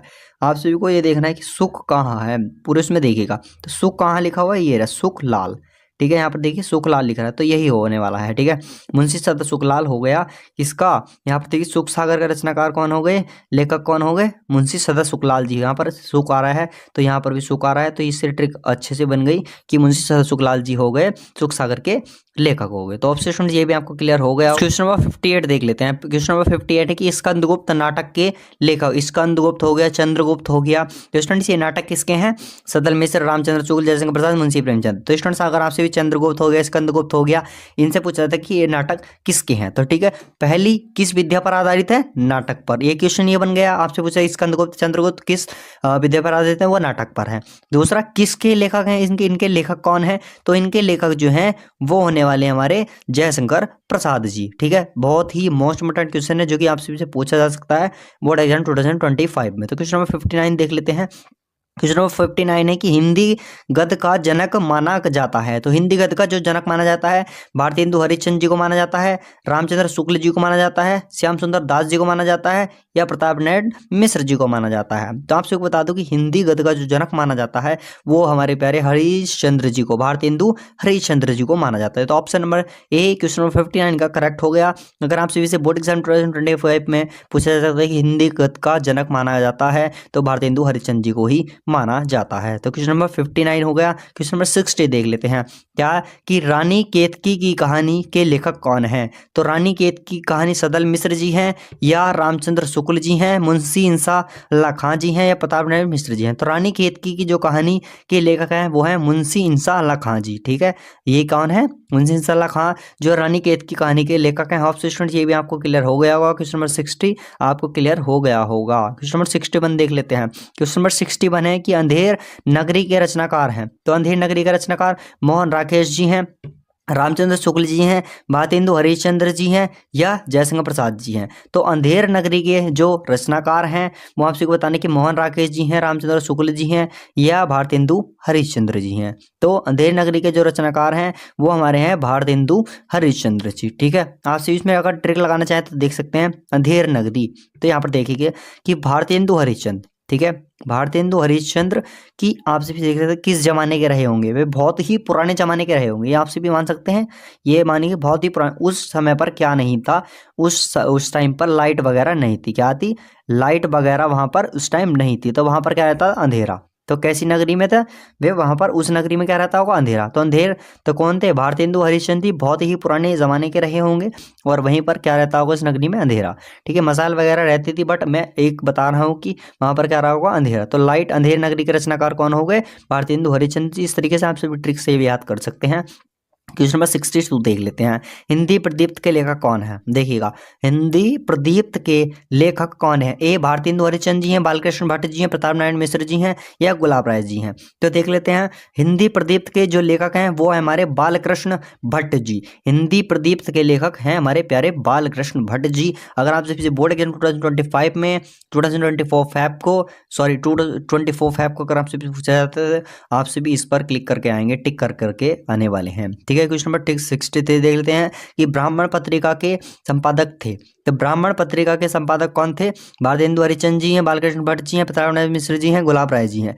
तो ब्राह्मण पत्रिका, यहाँ पर क्या ट्रिक लगाएंगे, देखिएगा ब्राह्मण, तो ब्राह्मण कौन है इसमें, तो ब्राह्मण कौन थे, आप सभी ने देखा होगा कि नारायण जी जो थे कौन थे, ब्राह्मण, जो बोलते थे कि नारायण नारायण नारायण, तो आप बोलते होंगे तो नारायण जी कौन थे, ब्राह्मण थे। इस ट्रिक से याद कर लीजिएगा कि ब्राह्मण कौन थे, नारायण। जो प्रताप नारायण मिश्र, इसका ऑप्शन नंबर सी करेक्ट हो गया कि क्वेश्चन नंबर 63 हो गया। यहाँ पर अक्सर बोर्ड एग्जाम से पूछा जा सकता है ब्राह्मण पत्रिका के संपादक थे, तो ब्राह्मण पत्रिका के संपादक कौन थे, तो ब्राह्मण पत्रिका के संपादक थे हमारे प्रताप नारायण मिश्र जी, क्योंकि नारायण आ रहा है इसमें, नारायण कौन थे, ब्राह्मण थे। तो इस तरीके से ट्रिक लगाकर आप सभी इसको याद कर सकते हैं। 63 का जो ब्राह्मण पत्रिका संपादक थे वो प्रताप नारायण मिश्र हो गया। क्वेश्चन नंबर 64 देख लेते हैं, विच is very most important question for board exam 2025 पत्रिका रिलेटेड पूछा जाता है। क्वेश्चन नंबर 64 है कि सरस्वती पत्रिका के संपादक थे, तो सरस्वती पत्रिका के संपादक थे भारतेंदु हरिचंद जी थे, रामचंद्र शुक्ल जी थे, महावीर प्रसाद द्विवेदी जी थे, या गुलाब राय जी थे। ठीक है, सरस्वती पत्रिका के जो संपादक थे कौन थे, बताइए जल्दी से। क्वेश्चन नंबर 64 है, सरस्वती पत्रिका के संपादक देखिएगा। सरस्वती, सरस्वती जो है विद्या की देवी हैं, वाणी की देवी हैं। ठीक है, जो कहते हैं कि सरस्वती मैया ने आपको विद्या की देवी हैं, वो आप सभी को विद्या देती है, इसलिए उनको प्रायोरिटी देनी चाहिए। ठीक है, उनकी पूजा करनी चाहिए। अगर आप सभी पढ़ने बैठते हैं सरस्वती मैया जी की पूजा कीजिएगा पहले, और उसको अच्छे से पढ़िएगा, आप सभी की बहुत ही अच्छी तरीके से याद भी हो जाएगा, क्योंकि विद्या की देवी कौन है, सरस्वती है। तो आइए इसमें देख लेते हैं। तो सरस्वती जी आपको क्या देती हैं, प्रसाद। ठीक है, प्रसाद के रूप में आप सभी को क्या देती है, विद्या। तो विद्या कौन देती हैं, सरस्वती मैया जी, ऐसे प्रसाद के रूप में। तो आप उस विद्या के प्रसाद को लेकर के क्या बन जाते हैं, एक महान वीर। ठीक है, सरस्वती पत्रिका के संपादक कौन हो गए, महावीर प्रसाद द्विवेदी जी हो गए। किस तरीके से, आप सभी को विद्या की देवी कौन है, सरस्वती मैया जी, और आप सभी को प्रसाद के रूप में सरस्वती मैया जी क्या देती हैं, क्या देती, विद्या। ठीक है, तो आप जिससे आप महान वीर बन जाते हैं। तो ऑप्शन स्टूडेंट्स ये भी क्वेश्चन आपको क्लियर हो गया होगा और आप सभी को बहुत ही अच्छे से प्रिपेयर हो गया। क्वेश्चन नंबर 64 आप सभी को प्रिपेयर हो गया। क्वेश्चन नंबर 65 देख लेते हैं, नगरी प्रचारणी सभा, नगरी प्रचारणी सभा के संपादक कौन थे, ए श्याम सुंदर दास, रामचंद्र शुक्ल, महावीर प्रसाद द्विवेदी, गुलाब राय जी। ठीक है, एक क्वेश्चन का आंसर बताइएगा और इस क्वेश्चन का आंसर वो भी ट्रिक्स के साथ देख लेते हैं। नगरी प्रचारणी सभा, ठीक है, यहाँ पर है नगरी प्रचारणी सभा के संपादक थे, कौन थे, आइए देख लेते हैं। तो नगरी, नगरी कैसी होनी चाहिए, जिस नगरी में एक नगरी थी उसमें श्याम जी रहते थे, वो नगरी किस तरीके की थी, सुंदर। ठीक है, क्या एक नगरी थी, नगरी कैसी रहनी चाहिए, सुंदर, और उस नगरी में कौन है, श्याम। इस तरीके से याद कर लेते हैं कि नगरी में श्याम रहते थे, और श्याम जी के, भगवान श्याम जी के रहने से कौन रहते, भगवान श्याम, श्याम किसका नाम था, भगवान श्री कृष्ण का नाम श्याम भी था। ठीक है, तो श्याम जी रहते थे, वो सुंदर नगरी थी। ठीक है, जैसे आप वृंदावन को मान सकते हैं। ठीक है, कि नगरी कैसी थी, जिस श्याम श्याम जिस नगरी में थे वो सुंदर थी, वो हम उनके दास थे। ठीक है, तो क्या हो गया, Shyam Sundar Das, option number A question number 65 का करेक्ट हो गया। क्वेश्चन नंबर 67 देखिए, क्वेश्चन नंबर 66 यहाँ से मूव हो गया, शायद रिमूव हो गया है, देख लेते हैं। क्वेश्चन नंबर 67 देख लेते हैं कि निम्नलिखित में पत्रिका नहीं है, तो ठीक है बताइएगा, सरस्वती, आनंद कादम्बनी, इंदु। ठीक है, आप सभी को बताने की कौन सी नहीं है। तो सरस्वती हमने आप सभी को बताई दिया कि सरस्वती एक पत्रिका है। ठीक है, और सरस्वती पत्रिका आप सभी को भी बताया भी हमने, सरस्वती वहीं आप सभी को क्या विद्या प्रदान करती हैं, जिससे आप महावीर बन जाते हैं। तो महावीर प्रसाद द्विवेदी, जो महावीर प्रसाद द्विवेदी आप सभी ने देखा होगा, तो वहां पर क्या हो गया, क्या हो गया, निम्नलिखित। तो उस पत्रिका में महावीर प्रसाद द्विवेदी जो होगा, इससे पहले आप सभी को बताया भी हमने, पत्रिका से रिलेटेड आप सभी यहाँ पर देख सकते हैं, कहाँ है वो क्वेश्चन, ये क्वेश्चन देखिए, सरस्वती पत्रिका का संपादक यहाँ पर आप सभी को बताया था कि प्रसाद के रूप में आप सभी लेते थे, महावीर प्रसाद द्विवेदी जी हो गया इसका। और वहीं पर पूछा है तो पत्रिका तो होगी, निम्नलिखित में पत्रिका नहीं है, तो सरस्वती तो हो गई। ठीक है, आनंद कादम्बनी, इसके बद्रीनारायण चौधरी प्रेमधन जी हैं, तो ये भी एक पत्रिका हो गई। इंदु, इंदु भी एक पत्रिका है। वहीं पर भारत दूरदशा जो है एक पत्रिका नहीं है। तो ऑप्शन नंबर इसका डी करेक्ट होगा। आपसे पूछा जाता है कि सरस्वती पत्रिका, आनंद का कोई बहुत सारी पत्रिका दी जा सकती हैं। ठीक है, बहुत सारी दे सकती हैं, इनसे अलग भी दे सकते हैं, बट आप सभी को याद रखना है कि तीनों पत्रिका हैं और ये जो है एक पत्रिका नहीं है। इनसे रिलेटेड इन्हें क्वेश्चंस को, इन्हें ऑप्शन को हटा सकता है, इसलिए आपसे भी देख सकते हैं, इन तीनों में से किसी एक ऑप्शन को भी दे सकता है, बट एक ऑप्शन गलत जरूर देगा वो। ठीक है, यह पूछ सकता, जो 3 क्वेश्चंस जो करेक्ट दे सकता है, एक रॉन्ग भी दे सकता है वहीं पर, या वो दे सकता है कि आपसे भी क्या करेगा, आपसे भी सारे क्वेश्चन देगा, आपसे भी पूछेगा कि कौन सी करेक्ट है। ठीक है, इस तरीके से भी दे सकता है। तो आपसे भी वहां पर ये भी देख लीजिएगा। क्वेश्चन नंबर 67 का आपसे पूछा कि निम्नलिखित में पत्रिका नहीं था, वो भारत दूरदर्शन पत्रिका नहीं है। तो देख लेते हैं क्वेश्चन नंबर 68, सरस्वती पत्रिका का प्रकाशन काल। ठीक है, सरस्वती पत्रिका जो थी उसका प्रकाशन काल भी पूछ सकता है। तो सरस्वती पत्रिका 1868 में, 90 में, ठीक है, 90 सेंचुरी में, ठीक है, या 1880 में हुआ था, या 1870 में हुआ था। तो वहीं पर हमारा जो है 1900 ईस्वी में जो है ये क्या होता है, 19 सेंचुरी में इसका सरस्वती पत्रिका प्रकाशन काल जो है वो क्या है, 1900 ईस्वी है। ठीक है, होप स्टूडेंट ये भी आपको क्लियर हो गया होगा। क्वेश्चन नंबर 69 देख लेते हैं। क्वेश्चन नंबर 69, तार सप्ताह का प्रकाशन हुआ। ठीक है, ये क्वेश्चन पीछे से आ गया है। ठीक है, तो देख लेते हैं एक बार। तार सप्ताह का प्रकाशन आप सभी को पता होगा कब हुआ था, 1943 में। और दूसरे तार सप्ताह का प्रकाशन अगर इसमें 8 ऐड करते हैं तो दूसरे तार सप्ताह का प्रकाशन आ जाएगा 1951। वहीं पर अगर 1951 में 8 ऐड कर दें तो वहीं पर आएगा 1959। ठीक है, क्या आएगा, 1959। और वही तीसरे तार सप्ताह का प्रकाशन हो गया। और पहले तार सप्ताह का प्रकाशन किसने किया था, वो सच्चिदानंद हिरण्यवाद से नग्गे जी ने किया था। और आप स्टूडेंट्स ये क्वेश्चन अभी तक प्रिपेयर हो गया होगा सारे क्वेश्चन। छायावादोत्तर युग का प्रारंभ हुआ 1868 में, 1943 में, 1986 में, या ऑप्शन नंबर इसका बी 1936 में। तो स्टूडेंट्स आपसे बता दें कि छायावादोत्तर युग का जो प्रारंभ हुआ था वो 1936 में हुआ था। ठीक है, 1936 में, जो 1936 ईस्वी में जो है छायावादोत्तर युग का प्रारंभ हुआ था। अगर आपसे बोर्ड एग्जाम 2025 में क्वेश्चन पूछा जाएगा 24/5 को, तो आप सभी को यही क्लिक करना है, टिक करना है कि छायावादोत्तर युग का प्रारंभ 1936 में हुआ था। अब देख लेते हैं क्वेश्चन नंबर 71, रसज्ञ रंजन कीर्ति के लेखक कौन है, देख लेते हैं। रसज्ञ, ठीक है, रस ज्ञ को मान लेते हैं ज्ञ फॉर ज्ञानी।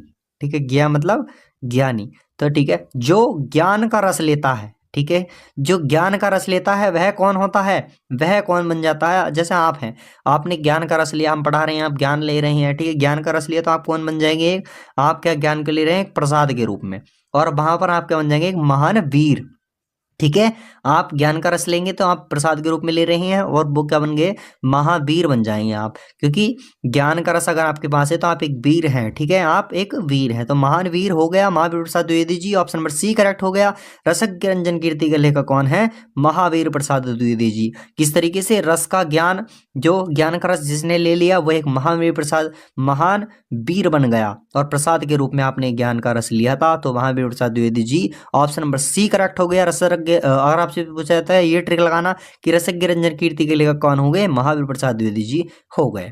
अब देख लेते हैं क्वेश्चन नंबर 72। क्वेश्चन नंबर 72 क्या है कि भारत दूरदशा रचना के लेखक कौन है। ठीक है, भारत दूरदशा जो रचना के लेखक भारतेंदु हरिश्चंद्र जी हैं, जयशंकर प्रसाद जी हैं, महावीर प्रसाद द्विवेदी जी हैं, या मुंशी प्रेमचंद जी हैं। तो भारत दूरदशा रचना के जो लेखक होने वाले हैं वो हमारे होते हैं भारतेंदु हरिश्चंद्र जी। ठीक है, भारत दूरदशा रचना के लेखक हैं हमारे भारतेंदु हरिश्चंद्र जी। होप से ये क्वेश्चन आपको जो क्लियर हो गया होगा, प्रिपेयर हो गया होगा। क्वेश्चन नंबर 73 देख लेते हैं। क्वेश्चन नंबर 73 है कि कालिदास की निरंकुशता। एक होती है कालिदास की ललित योजना, ये कालिदास की निरंकुशता। इसमें आप कंफ्यूज मत होइएगा। तो कालिदास की निरंकुशता के लेखक भारतेंदु हरिश्चंद्र जी, जयशंकर प्रसाद जी, महावीर प्रसाद द्विवेदी जी, मुंशी प्रेमचंद जी हैं। तो बताइएगा जल्दी से कौन है कि कालिदास की निरंकुशता के लेखक जो होने वाले हैं वो है हमारे महावीर प्रसाद द्विवेदी जी। ठीक है, क्या कालिदास की निरंकुशता अगर आपसे पूछा जाता है इसके लेखक कौन है, तो है हमारे महावीर प्रसाद द्विवेदी जी। ऑप्शन ये क्वेश्चन आपको प्रिपेयर हो गया होगा। अगर आपसे जो बोर्ड एग्जाम में पूछे थे कि कालिदास की निरंकुशता के लेखक कौन है, तो वो है हमारे महावीर प्रसाद द्विवेदी जी। तो अब देख लेते हैं क्वेश्चन नंबर 74। क्वेश्चन नंबर 74 है कि वर्ण रत्नाकर रचना के लेखक कौन है। वर्ण रत्नाकर रचना के लेखक कौन है। ए भारतेंदु हरिश्चंद्र, बी ज्योतिश्वर, सी हजारी प्रसाद द्विवेदी जी, डी आप सभी के सरदार पूर्ण सिंह। तो आप सभी स्टूडेंट्स मैं बता दूं कि 74 है, क्वेश्चन नंबर 74 वहीं पर है कि भारतेंदु हरिश्चंद्र जी के जो वर्ण रत्नाकर के जो लिखा है वो ज्योतिश्वर है। ठीक है, ज्योतिश्वर आप सभी को बता दी कि ज्योतिश्वर आप सभी के वर्ण रत्नाकर के रचनाकार हैं। तो अब ये भी आपको क्लियर हो गया और रचना के लेखक हैं। ठीक है, आप देखते हैं क्वेश्चन नंबर 75 कुटज। ठीक है, इसको ट्रिक से भी आपसे बता देता हूँ, वैसे भी कुटज के रचना के लेखक कौन है। भारतेंदु हरिश्चंद्र, ज्योतिश्वर, हजारी प्रसाद द्विवेदी, सरदार पूर्ण सिंह। तो ठीक है, आपसे भी देख लीजिएगा कुटज, कूट। तो कहीं पर एक आप सभी का कोई मतलब मान लीजिए किसी का लफड़ा हो गया। ठीक है, एक बहुत ही बलवान है, एक बलवान एक लड़का है, ठीक है, एक बलवान लड़का है। तो उस लड़के को मारने के लिए एक से तो वो पीटा नहीं जाएगा, तो उस लड़के को मान लीजिए बहुत सारे आने वाले हैं, तो उस लड़के को मारने के लिए कितने आएंगे, पीटने के लिए उसको 1000 आदमी, ठीक है, क्या आएंगे, 1000 आदमी आएंगे उसके मारने के लिए, क्योंकि वो एक बहुत ही बलवान योद्धा है। तो 1000 प्रसाद द्विवेदी जी का ऑप्शन नंबर सी करेक्ट होगा। इस तरीके से उसको कूटा किसने, 1000 ने, ठीक है, 1000 ने। कोई लफड़ा कर रहा है तो आ गए बहुत सारे, उसको कूट दिया 1000 ने, ठीक है, 1000% दीजिए, ऑप्शन नंबर सी इसका करेक्ट हो गया। तो ऑप्शन स्टूडेंट ये में आपको क्लियर हो गया होगा। अगर आपसे बोर्ड एग्जाम 2025 में 24 को पूछा जाता है कोटज रचना के लेखक कौन है, तो वो है हजारी प्रसाद द्विवेदी जी। तो ऑप्शन स्टूडेंट्स ये भी आपको क्लियर हो गया होगा, प्रिपेयर हो गया होगा। क्वेश्चन नंबर 76 देख लेते हैं। वाग्धारा रचना के लेखक हैं, ठीक है, वाग्धारा रचना के लेखक कौन है, भारतेंदु हरिश्चंद्र जी, हजारी प्रसाद द्विवेदी जी हैं, या बालसूदेश्वर अग्रवाल जी है, सदानंद पूर्ण सिंह। तो स्टूडेंट्स आप सभी इसका क्वेश्चन आप सभी बताने वाले हैं। इस क्वेश्चन का आंसर आप सभी हमें कमेंट्स करके बताइएगा। बाकी आपसे बता दें कि वाग्धारा रचना के लेखक हम ये बता देते हैं, वो वासुदेव सर अग्रवाल जी हैं। आप सभी स्टूडेंट्स इसको अच्छे से प्रिपेयर कर लीजिएगा। और स्टूडेंट्स आपसे को इसकी पीडीएफ जो मिलेगी वो टेलीग्राम ग्रुप का लिंक जो है डिस्क्रिप्शन में देगा, वहाँ पर इसकी पीडीएफ मिल जाएगी। तो देख लेते हैं क्वेश्चन नंबर 76 था कि वाग्धारा रचना के लेखक कौन है, वासुदेव सर अग्रवाल जी हैं। तो 77 देख लेते हैं। कालिदास की निरंकुशता थी, और अब आया है कि कालिदास की लालित्य योजना, ठीक है, कालिदास की निरंकुशता महावीर प्रसाद द्विवेदी जी हो गए। तो कालिदास की लालित्य योजना के लेखक कौन हो गए, आपसे बता देंगे, भारतेंदु हरिश्चंद्र जी हैं, हजारी प्रसाद द्विवेदी जी, वासुदेव सर अग्रवाल या सरदार पूर्ण सिंह जी हैं। तो कालिदास की लालित्य योजना के जो राइटर होने वाले हैं वो है हमारे वासुदेव सर अग्रवाल जी होने वाले हैं। तो ऑप्शन स्टूडेंट्स ये क्वेश्चन भी आप सभी को प्रिपेयर हो गया होगा। तो आप देख लेते हैं क्वेश्चन नंबर 78। क्वेश्चन नंबर 78 है कि सरदार पूर्ण सिंह युग के लेखक हैं। तो कौन सी युग के लेखक हैं, अगर आपसे बोर्ड एग्जाम 2025 में पूछा जाता है कि सरदार पूर्ण सिंह किस युग के लेखक हैं, ए क्षयवाद युग के, बी द्विवेदी युग के, सी आधुनिक युग के, डी क्षयवत्तर युग के। तो देख लेते हैं कि सरदार पूर्ण सिंह किस युग के कवि है। तो सरदार पूर्ण सिंह जी जो होने वाले हमारे वो होते हैं द्विवेदी युग के लेखक है। क्या सरदार पूर्ण सिंह किस युग के लेखक है, किस युग के कवि के लेखक है, तो वो द्विवेदी युग के हैं। तो ऑप्शन ये क्वेश्चन आपको प्रिपेयर हो गया होगा। तो क्वेश्चन नंबर 79 देख लेते हैं। क्वेश्चन नंबर 79 है कि हरिशंकर परसाई की रचना है। तो हरिशंकर परसाई की रचना है कल्प वृक्ष है, तट की खोज है, धरती के फूल हैं, या विचार हैं। तो हरिशंकर परसाई की जो है रचना होने वाली है वो होने वाली है, कौन सी होने वाली है, तट की खोज, ठीक है, क्या होने वाली है, तट की खोज जो है हरिशंकर परसाई की रचना है। आपसे भी से पूछा सकता है बोर्ड एग्जाम 2025 में 24 फैब को। तो आपसे भी से अगर पूछा है कि तट की खोज किसकी रचना है, हरिशंकर परसाई की, और ऐसे 4 ऑप्शन भी दे सकते हैं, तो उसमें पूछ सकता है कि ये किसकी रचना है। तो ऑप्शन ये भी आपको क्लियर हो गया होगा। देख लेते हैं क्वेश्चन नंबर 80, ठीक है, क्वेश्चन नंबर 80 देख लेते हैं। मेरी कहानी, ठीक है, मेरी कहानी किस विद्या की रचना है, वो सॉरी किस विद्या की देखिए रचना है, ठीक है, आपसे भी यात्रा वृत्तांत जीवनी यस संस्मरण, ठीक है, आप देख लेते हैं। आप यहाँ पर देख लेगा कि किस तरीके से अगर मैं अपनी कहानी बता रहा हूँ, ठीक है, मैं अपनी कहानी बता रहा हूँ, तो किसकी कहानी बता रहा हूँ, मैं अपनी ही बता रहा हूँ, सेल्फ की बता रहा हूँ, ठीक है, तो क्या बता रहा हूँ, तो क्या हो गया वो आत्मकथा। अगर मैं अपनी कहानी बताऊंगा तो क्या हो गया, आत्मकथा, ठीक है, खुद की कथा बता रहा हूँ मैं, आत्मकथा। तो देखिए क्या हो गया है, आत्मकथा। मेरी कहानी किस विद्या की रचना है, वो आत्मकथा की हो गई। तो ऑप्शन ये भी आप सभी को क्लियर हो गया होगा। अब तो स्टूडेंट्स क्वेश्चन नंबर 81 देख लेते हैं। रामधारी सिंह दिनकर को ज्ञानपीठ पुरस्कार मिला। तो स्टूडेंट्स पुरस्कार से रिलेटेड बहुत ही मोस्ट इंपोर्टेंट क्वेश्चन है, पुरस्कार से रिलेटेड बहुत क्वेश्चन पूछे जाते हैं। देखते हैं रामधारी सिंह दिनकर को ज्ञानपीठ पुरस्कार किस पर मिला, कुरुक्षेत्र पर, रसिमर्ती पर, हुंकार पर, उर्वशी पर। तो आपसे भी देख सकते हैं क्या कि रामधारी सिंह दिनकर को ज्ञानपीठ पुरस्कार जो मिला था वो मिला था उर्वशी पर। किस पर मिला था, उर्वशी पर जो ज्ञानपीठ पुरस्कार मिला था वो रामधारी सिंह दिनकर को उर्वशी पर मिला था। तो ऑप्शन 20 क्वेश्चन आपको प्रिपेयर होगा। आपसे बोर्ड एग्जाम 2025 में पूछा जा सकता है कि रामधारी सिंह दिनकर को ज्ञानपीठ पुरस्कार मिला तो वो किस पर, उर्वशी पर मिला था। तो अब देख लेते हैं क्वेश्चन नंबर 82 दूसरे तार सप्तक। आपसे भी यहाँ पर देखिए क्वेश्चन फिर से आ गया, फिर से नहीं आया, मतलब देखते हैं दूसरे तार सप्तक का कवि कौन है। आपसे बताओगे पहले तार सप्तक के कवि कौन है, अज्ञे जी हैं। अब यहाँ पर पूछा गया दूसरे तार सप्तक के कवि कौन है। आप देख लेते हैं पहला आपसे तार सप्तक का प्रकाशन किसने किया, अज्ञे जी ने। पहले तारतत्व का प्रकाशन कब हुआ? 1943 में। अगर दूसरे तारतत्व का प्रकाशन कब हुआ? इसमें 8 जोड़ेंगे तो आएगा 1951। तो दूसरे तारतत्व, अगर 1951 में आप 8 ऐड करेंगे तो आएगा 1959। तो वहां पर तीसरे तारतत्व का प्रकाशन हुआ। सारे इस तरीके से आ जाएंगे।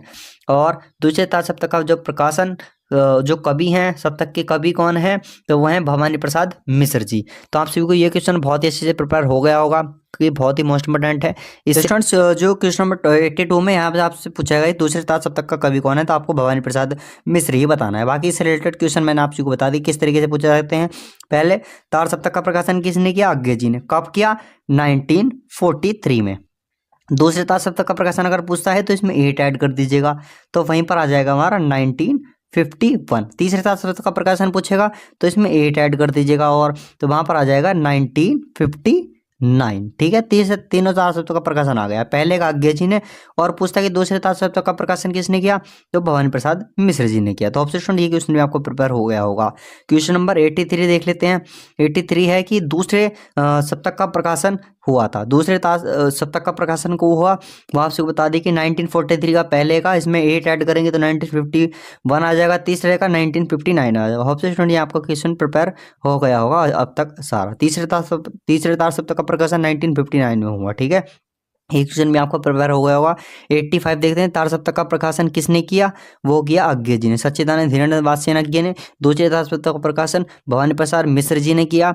ठीक है, होप स्टूडेंट ये भी आपको प्रिपेयर हो गया। क्वेश्चन बहुत ही इंपॉर्टेंट है। ठीक है, मोस्ट रिपीटेड क्वेश्चन रहा है, और इससे रिलेटेड सारे क्वेश्चन आपको सारे प्रिपेयर करा दिए हैं। प्रकाशन का हुआ पहले का, दूसरे का, तीसरे का। पहले का किसने किया, दूसरे का किसने किया। ठीक है, ये सारे प्रिपेयर हो गए होंगे अब तक। क्वेश्चन नंबर 86 देख लेते हैं। 86 है कि भूले बिसरे चेहरे रेखा चित्र। ठीक है, भूले बिसरे चेहरे रेखा चित्र के लेखक कौन है? तो आपसे बताती है कि हजारी प्रसाद द्विवेदी जी, मोहन राकेश जी, मिश्र प्रकाश जी हैं, या केशव दास जी हैं। तो आपसे बताइए कि भूले बिसरे चेहरे के जो लेखक आपसे को बताना है कौन है। और स्टूडेंट्स मोस्ट इम्पोर्टेंट क्वेश्चन है, और इसका आपको आंसर जो है कमेंट्स करके बताना है कि भूले बिसरे चेहरे के लेखक कौन है। ठीक है, आपसे को कमेंट्स करके बताना है। ठीक है, 87 देख लेते हैं। बारिश कहानी संग्रह है। बारिश कहानी संग्रह के लेखक कौन है? ठीक है, बारिश हजारी प्रसाद द्विवेदी जी हैं, मोहन राकेश जी, कन्हैयालाल मिश्र प्रकाश जी हैं, या केशव दास जी हैं। तो आपसे स्टूडेंट्स आपसे बता दें कि बारिश कहानी संग्रह के लिए लेखक होने वाले हैं, वो होने वाले हैं हमारे, कौन होते हैं बारिश कहानी संग्रह के लेखक? वो है मोहन राकेश जी। 87 क्वेश्चन नंबर 87 है, इसका ऑप्शन नंबर बी करेक्ट हो गया कि बारिश कहानी संग्रह के लेखक कौन है? मोहन राकेश जी होने वाले हैं। तो स्टूडेंट्स क्वेश्चन नंबर 88 देख लेते हैं। क्वेश्चन नंबर 88 होने वाला है कि अमीर खुसरो किस काल के कवि हैं? ठीक है, आदिकाल, रीतिकाल, आधुनिक काल, भक्ति काल। तो यहाँ पर देख सकते हैं, इसमें एक ट्रिक बताऊंगा मैं। अमीर खुसरो, तो अमीर कौन होना चाहता है? आदि, यानी बहुत सारे होने चाहते हैं। ठीक है, अमीर होते ही उन्हें आदि मतलब आदिकाल की हो गई ये। तो आदि का मतलब एक होता है आदत भी होता है। ठीक है, आदत। ठीक है, जब कोई अमीर हो जाता है तो हर उसको कोई बुरी आदत भी हो सकती है। ठीक है, बहुत से जो ज़्यादा अमीर हो जाते हैं उनको बहुत सी बुरी आदतें भी हो जाती हैं, या बहुत सी अच्छी आदतें भी हो जाती हैं। तो आदि कौन हो जाता है? अमीर कौन हो जाता है? आदि, वो किसी भी चीज़ का आदि हो जाता है। ठीक है, तो अमीर खुसरो किस काल के कवि हैं? वो हो गए आदि काल के। तो होप से ये भी आपको प्रिपेयर हो गया। क्वेश्चन नंबर 89 देख लेते हैं। क्वेश्चन नंबर 89 है कि कौन सी रचना वीर गाथा काल की नहीं है? परमाल रासो, विद्यापति, पदावली, पृथ्वीराज रासो, खुमान रासो। तो स्टूडेंट्स आपसे को बता दी क्वेश्चन नंबर 89 का है कि कौन सी रचना वीर गाथा काल की नहीं है? तो विद्यापति, पदावली जो नहीं है वो वीर गाथा काल की नहीं है। बाकी परमाल रासो, पृथ्वीराज रासो, खुमान रासो ये वीर गाथा काल की रचना है। 89 है। इससे रिलेटेड बहुत क्वेश्चन पूछे जाएंगे आप सभी से, ये सेकंड पार्ट में आप सभी को पूछे जाते हैं। ठीक है, अब देख लेते हैं पद में पूछे जाएंगे। क्वेश्चन नंबर 90 देख लेते हैं। किस काव्य कृति पर ज्ञानपीठ पुरस्कार नहीं मिला? हाँ, यहाँ पे देख लीजिएगा। अभी हमने आप सभी को बताया कि उर्वशी पर मिला था ज्ञानपीठ पुरस्कार, आप सभी को बता दिया होगा, अभी बताया था। ठीक है, उर्वशी पर रामदास सिंह दिनकर जी को उर्वशी पर मिला था। दूसरा, चिदम्बरा पर मिला या नहीं? ठीक है, तो आप सभी को चिदम्बरा पर भी मिला था। कितनी नावों में कितनी बार, इस पर भी मिला था। वहीं पर प्रिय प्रवास जो अयोध्या सिंह उपाध्याय हरिओं जिसके लेखक हैं उसको जो है क्या हुआ था? काव्य कृति पर ज्ञानपीठ पुरस्कार नहीं मिला था। किस पर? प्रिय प्रवासी, जो कि अयोध्या सिंह उपाध्याय हरिओं जी के इसके राइटर हैं। तो ऑप्शन ये भी आपको प्रिपेयर हो गया होगा। देख लेते हैं क्वेश्चन नंबर 91। प्रिय प्रवास के लेखक कौन है? तो प्रिय प्रवास के लेखक कौन है? अयोध्येश उपाध्याय, हरिऔध। लेखक अज्ञे जी हैं, सच्चिदानंद हिंद्रवाद से अज्ञे जी हैं, मोहन राकेश जी हैं, आचार्य रामचंद्र शुक्ल जी। इनका पूरा पूरा नाम आप मान लीजिएगा। इनका है अयोध्या सिंह उपाध्याय, हरिऔध। इनका है सच्चिदानंद हिरानंद वात्स्यायन अज्ञे। इनका मोहन राकेश। इनका है आचार्य रामचंद्र शुक्ल। तो प्रिय प्रवास के जो है लेखक कौन है? अयोध्या उपाध्याय, हरिऔध जी हैं। वहीं पर इनका क्वेश्चन अभी आया भी था, प्रिय प्रवास जो इनकी रचना है उस पर आपसे बता दूं कि इस पर ज्ञानपीठ पुरस्कार नहीं मिला था, और ये प्रिय प्रवास के लेखक हैं। ठीक है, प्रिय प्रवास इनके लेखक हैं। अब देख लेते हैं आदिकाल के रचनाकार हैं। तो क्वेश्चन नंबर 92 है कि आदिकाल के रचनाकार हैं अयोध्या उपाध्याय है, नरपति नाला है, केशवदास जी है, नावादास जी हैं। तो आपसे बता दें कि आदिकाल के जो रचनाकार हैं वो हैं नरपति नालाह। ठीक है, नरपति नालाह जी जो हैं वो किसके हैं? आदिकाल के रचनाकार हैं। ऑप्शन ये भी क्वेश्चन आपको प्रिपेयर हो गया होगा। विच is very most important question for board exam 2025। ये क्वेश्चन 100 मैं बता दूं आप सभी को। इन क्वेश्चन जो 100 बता दिए हमने, इन क्वेश्चन में से आप सभी को क्वेश्चन 100% देखने को मिलने वाले हैं। मैं 100% श्योर हूँ कि आप सभी जब पेपर देकर आएंगे इसमें से मैच कर लीजिएगा। मैं 100% श्योर हूँ। तो देख लेते हैं क्वेश्चन नंबर 93, जयसी का पद्मावत। देखिएगा क्या, जयसी का पद्मावत किस भाषा में लिखा हुआ है?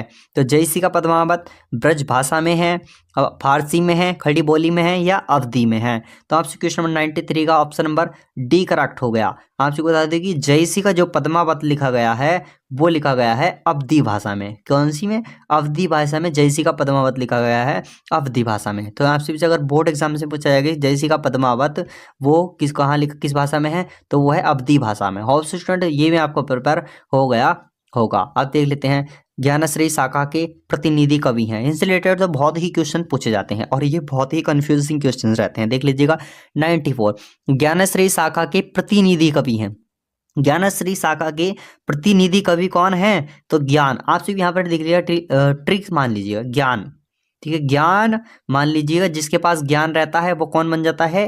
कवि। ठीक है, क्या बन जाता है? कवि। आपसे भी यहाँ पर मान लीजिए जिसके पास ज्ञान रहता है वो क्या बन जाता है? कवि। ठीक, कब बन जाता है? कविता लिखने लगता है। तो क्या हो गया? कबीर दास जी ज्ञानश्री शाखा के कवि हो गए। ठीक है, इनके पास सबके पास ज्ञान है, मतलब ट्रिक बता रहा हूं मैं। जिसके पास ज्ञान रहता है वो कवि बन जाता है, कविता लिखने लगता है। तो ज्ञानश्री शाखा के प्रतिनिधि कवि कौन हो गए? कबीर दास जी। तो होप स्टूडेंट ये भी आपको क्लियर हो गया होगा। क्वेश्चन नंबर 95 देख लेते हैं। क्वेश्चन नंबर 95 है कि कौन सा कवि ज्ञानश्री शाखा से संबंधित नहीं है? इससे रिलेटेड भी बहुत क्वेश्चन पूछे जाएंगे। कौन सा नहीं है? 4 ऑप्शन देकर पूछ लेगा कौन सा नहीं है। ठीक है, देखिएगा अभी हमने कबीरदास पढ़ा, कबीरदास जी भी हैं, वहीं पर नानक जी भी हैं। ठीक है, रेदास जी भी हैं। मैं आपसे बता दी कि ऑप्शन नंबर डी कुतुबन व जयसी जो है प्रेमश्री शाखा के कवि हैं, ये ज्ञानश्री शाखा के कवि नहीं है। आपसे भी अगर पूछा जाएगा कि कौन से कवि हैं, तो कबीरदास, रेदास, नानक दास ये सब किसके हैं? ज्ञानश्री शाखा के कवि हैं। वहीं पर कुतुबन व जयसी जो है ज्ञानश्री शाखा के कवि नहीं है। ठीक है, ये प्रेमश्री शाखा के कवि हैं। तो ऑप्शन ये भी आपको क्लियर हो गया होगा। क्वेश्चन नंबर 95 भी क्लियर हो गया होगा। क्वेश्चन नंबर 96 देख लेते हैं। ज्ञानश्री शाखा से संबंधित हैं कबीरदास, मलुकदास, रेदास, नंददास। अभी आपने पढ़ा कि ज्ञानश्री शाखा से कबीरदास जी भी हैं, रेदास जी भी हैं, बट मलुकदास, नंददास आपके सामने आया तो ये तो आपसे भी ये तो हो गए, कन्फर्म हो गए कि ये तो ज्ञानश्री शाखा से संबंधित है। अब मलुकदास नंददास में देख रहा है, तो वहीं पर आपसे बता दूं कि नंददास जो है वो मलुकदास भी है ज्ञानश्री शाखा के, पर नंददास जी जो है वो ज्ञानश्री शाखा से संबंधित नहीं है।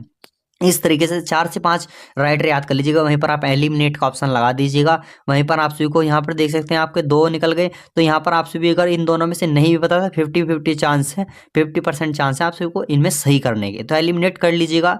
आप सभी को ऊपर याद भी तो होना चाहिए एलिमिनेट करने के लिए। ठीक है, इस तरीके से एलिमिनेशन आप मेथड यहाँ पर यूज कर सकते हैं। देख लेते हैं कौन से कवि प्रेमश्री शाखा से संबंधित नहीं है। तो देख लेते हैं कौन से कवि नहीं है। जयसी कुतुवन मंजन। ठीक है, जयसी कुतुवन मंजन जो है वो प्रेमश्री शाखा से संबंधित हैं। बाकी चंद्रवरदाई जी जो है वो किससे? प्रेमश्री शाखा से संबंधित नहीं होने वाले हैं। जयसी कुतुवन जो जयसी हो गया, कुतुवन हो गया, मंजन हो गया, ये तीनों के तीनों राइटर्स जो होने वाले हैं किससे? प्रेमश्री शाखा से संबंधित है। बाकी चंद्रवरदाई जी नहीं है। क्वेश्चन नंबर 98, भक्ति काल की प्रेमश्री शाखा के कवि हैं। ठीक है स्टूडेंट्स, क्वेश्चन नंबर 98 का आप सभी को क्या करना है, 98 का आप सभी को कमेंट्स करके बताना है। देखिए हमने आपको 2 क्वेश्चन दिए हैं ताकि आप सभी अगर यहाँ तक वीडियो देख रहे हैं तो इसका आप सभी को आंसर जरूर बताना है कि भक्ति काल की प्रेमश्री शाखा के कवि कौन है, कुम्भनदास, नंददास, मंजन, दादू दयाल। तो मंजन आप सभी को पता ही चल गया होगा कि किसके हैं, प्रेमश्री शाखा के हो गए। तो आप सभी को इसको बिल्कुल भी इग्नोर नहीं करना है, इसका क्वेश्चन का आंसर बताना है। क्वेश्चन नंबर 99 देख लेते हैं। अयोध्या सिंह उपाध्याय हरिऔध किस युग के कवि हैं, भारतीय हिंदू युग, छायावाद युग, प्रगतिवाद युग या द्विवेदी युग। तो आप सभी को बता दिया अयोध्या सिंह उपाध्याय हरिऔध जो किस युग के कवि हैं, वो है हमारे द्विवेदी युग के। ठीक है अयोध्या सिंह उपाध्याय हरिऔध द्विवेदी युग के कवि होने वाले हैं। होप सो स्टूडेंट ये क्वेश्चन में आपको प्रिपेयर हो गया होगा। स्टूडेंट क्वेश्चन नंबर 100 देख लेते हैं। देखिए क्वेश्चन नंबर 100 क्या है, नई कविता का आरंभ हुआ था। तो आपसे बताने की नई कविता का आरंभ जो हुआ था कब हुआ था स्टूडेंट्स, मोस्ट इंपोर्टेंट है। और गद्य का यह लास्ट क्वेश्चन होने वाला है। ठीक है गद्यांश का यह लास्ट क्वेश्चन होने वाला है। यहाँ पर आप सभी 5 मार्क्स के टोटल जितने भी क्वेश्चन थे वो कंप्लीट करा दिए गए हैं गद्य से। अब यहाँ से आप सभी का पद स्टार्ट होने वाला है। तो आइए इसका लास्ट क्वेश्चन गद्य का देख लेते हैं। नई कविता का आरंभ कब हुआ था स्टूडेंट्स, यहाँ पे 4 ऑप्शन है 1954, 1956, 1955, 1950 ईस्वी। ठीक है स्टूडेंट्स मैं आप सभी को बता दूं कि बहुत से कंफ्यूजिंग क्वेश्चन अब तक के रहे हैं कि आप सभी जब देखेंगे 1954 और 1950। ठीक है 1954 और 1950 3 क्वेश्चन, ठीक है 2 क्वेश्चन को हटा दीजिएगा। और आप सभी को अगर 1954 1950 आप सभी गूगल पर सर्च करेंगे तो नई कविता का जो आरंभ हुआ था वो 1954 ईस्वी में हुआ था। बट कुछ बताया भी जाता है कि नई कविता का जो आरंभ हुआ था वो 1950 ईस्वी को हुआ था। जैसे मैं आपसे बता दूं अगर आपसे को 1954 देखने को मिलता है तो आप सभी 1954 पर टिक कर करके आएंगे। वहीं पर आपसे को अगर 1950 देखने को मिलता है तो 1950 पर क्लिक टिक करके आएंगे जब 1954 ना दिया हो। ठीक है ऑप्शन ये क्वेश्चन में आपसे को प्रिपेयर हो गया होगा। अब जो है आपसे 100 क्वेश्चन यहाँ पर प्रिपेयर हो गए होंगे।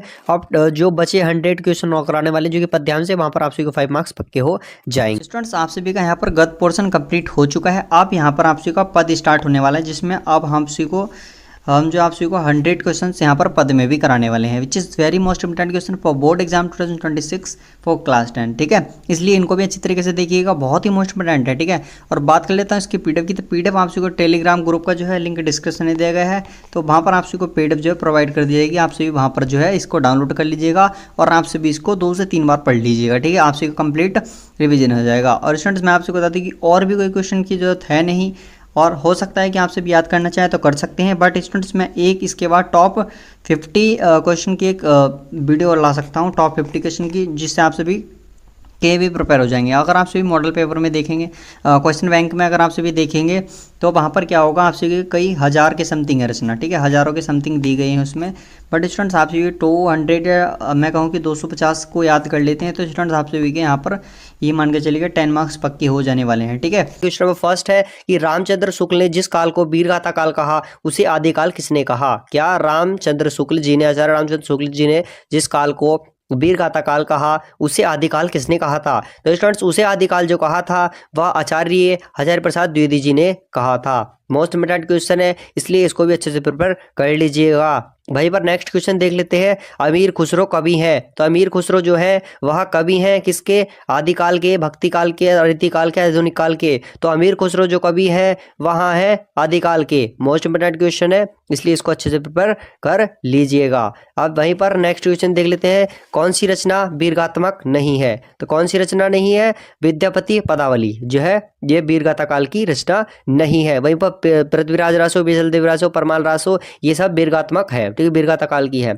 वहीं पर देखेंगे आदिकाल के रचनाकार हैं। आदिकाल के रचनाकार आप सभी को बताना है स्टूडेंट्स, आदिकाल के रचनाकार कौन है ये आप सभी को क्वेश्चन बताना है। तो वहीं पर नरपति नालाजी आदिकाल के रचनाकार हैं। तो जयसी का पद्मावत किस, नेक्स्ट क्वेश्चन है कि जयसी का पद्मावत किस भाषा में लिखा गया है। स्टूडेंट्स 1 से 2 क्वेश्चन हम आप सभी को देंगे, उनका आंसर आप सभी को कमेंट्स बॉक्स में बताना है। तो जयसी का पद्मावत किस भाषा में है, अवधी भाषा में है। वहीं पर स्टूडेंट्स आप सभी को हिंदी साहित्य का यहाँ पर आप सभी को बताना है कि हिंदी साहित्य के 1000 वर्षों में कबीर जैसा व्यक्तित्व लेकर कोई लेखक उत्पन्न नहीं हुआ, यह कथन किसने कहा, ये क्वेश्चन आप सभी को बताना है, आचार्य हजारी प्रसाद द्विवेदी जी। वहीं पर ज्ञानश्री का शाखा के प्रतिनिधि कवि कौन है, इस क्वेश्चन का आंसर है ज्ञानश्री शाखा के। स्टूडेंट्स मैं आप सभी को बता दूं कि कौन है, तो प्रतिनिधि कवि जो है वो कबीरदास जी हैं। ठीक है कबीरदास जी हो गए, वो कौन है, नावादास जी हो गए, ये ज्ञानश्री शाखा के कवि है। तो आप सभी से अगर पूछा जाएगा तो आप सभी को बताना है। वहीं पर आप सभी को नेक्स्ट क्वेश्चन का आंसर, स्टूडेंट्स आप सभी को इस क्वेश्चन का आंसर स्वयं देना है कि कौन जो कवि ज्ञानश्री शाखा से संबंधित नहीं है। तो स्टूडेंट्स नेक्स्ट क्वेश्चन देख लेते हैं। वहीं पर जयसी का पद्मावत किस भाषा में लिखा गया है? तो जयसी का पद्मावत जो लिखा गया है वह अवधी भाषा में लिखा गया है। मोस्ट इंपोर्टेंट है, इसलिए इसको भी अच्छे से प्रिपेयर कर लीजिएगा। वहीं पर देख लेते हैं हिंदी साहित्य के 1000 वर्ष, जैसा आप देखिएगा ये मोस्ट इंपोर्टेंट क्वेश्चन है, देखिएगा किस तरीके से हिंदी साहित्य के 1000 वर्षों में कबीर जैसा व्यक्तित्व लेकर कोई लेखक उत्पन्न नहीं हुआ। तो यह कथन किसने दिया था? यह भी आचार्य हजारी प्रसाद द्विवेदी जी ने दिया था। ठीक है, आदिकाल को वीरगाथा काल किसने कहा था?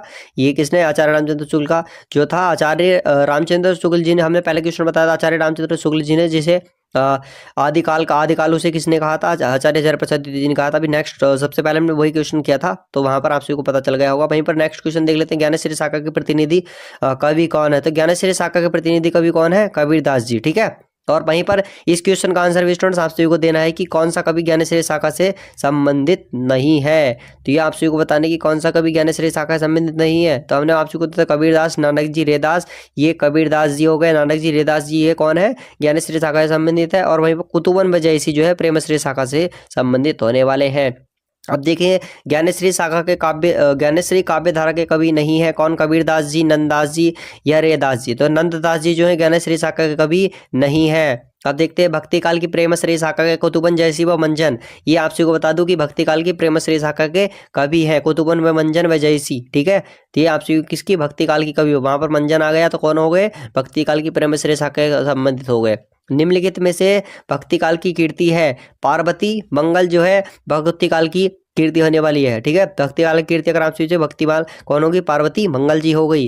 वहीं पर देखते हैं कृष्ण काव्य धारा। स्टूडेंट्स ये जो है आप सभी से बहुत ही कंफ्यूजिंग क्वेश्चन होते हैं। काव्य ये क्या होता है? ज्ञानेश्वरी, प्रेमश्री, इनमें बहुत से बच्चे रिल जाते हैं। तो देखते हैं कृष्ण काव्य धारा के प्रतिनिधि कवि कौन है? तो सूरदास जी हैं। ठीक है, सूरदास जी हैं, मीरा जी हैं, रसखान जी हैं। तो कौन है? आपसे बता दूं कि सूरदास जी हैं कृष्ण काव्य धारा के कवि। अष्टछाप के कवियों का संबंध भक्ति काल की किस शाखा से है? ये जो अष्टछाप के कवि हैं उसका उनका संबंध भक्ति काल की शाखा से, कृष्ण भक्ति शाखा से। ठीक है, कहाँ से? कृष्ण भक्ति शाखा से। कौन सा ग्रंथ भक्ति काल का है? आपसे बताना है कौन सा जो है? पृथ्वीराज रासो। ये तो आपसे को पता होगा, वीरगाथा काल का हो गया यार। आप आदिकाल का। स्टूडेंट्स आप साकेत हो गया, साकेत, कामयनी। ये आपसे बताना कि कौन सा आएगा इनमें? जो विनय पत्रिका हो गया वही हो गया, विनय पत्रिका हो गया। तो कौन सा ग्रंथ भक्ति काल का है?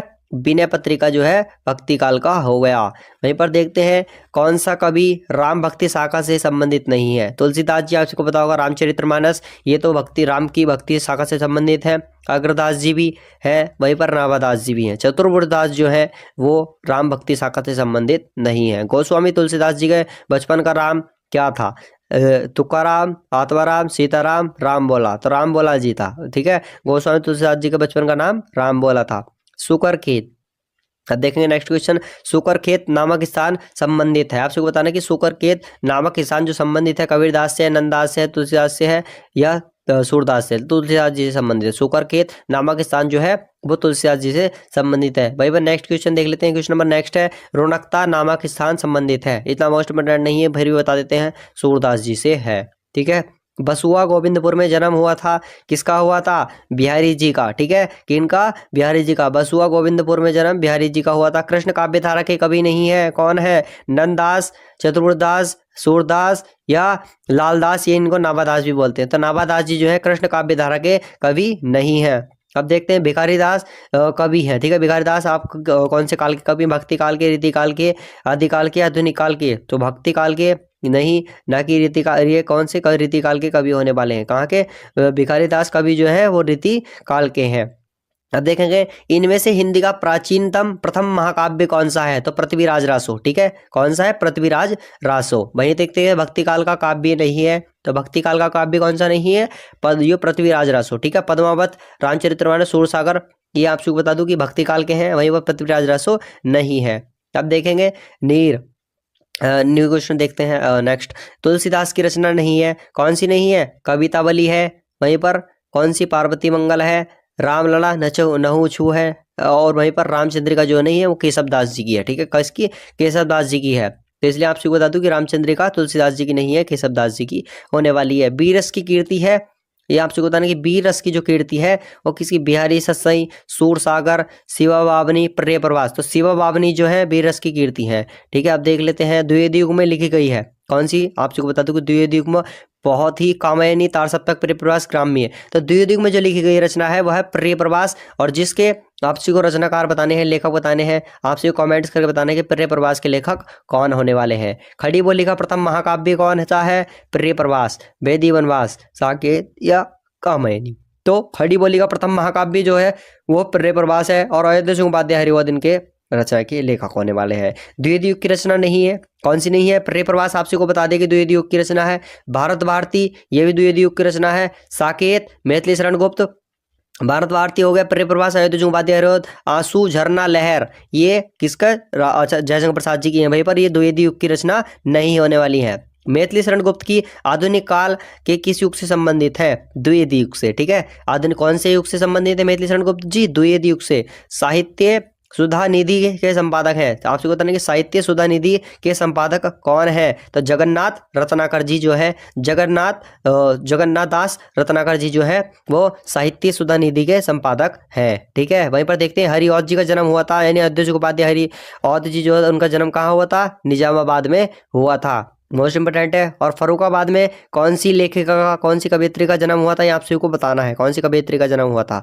मैथिली शरण गुप्त का प्रथम महाकाव्य कौन सा है? भारत भारती। ठीक है, भारत भारती जो है मैथिली शरण गुप्त का प्रथम महाकाव्य होने वाला है।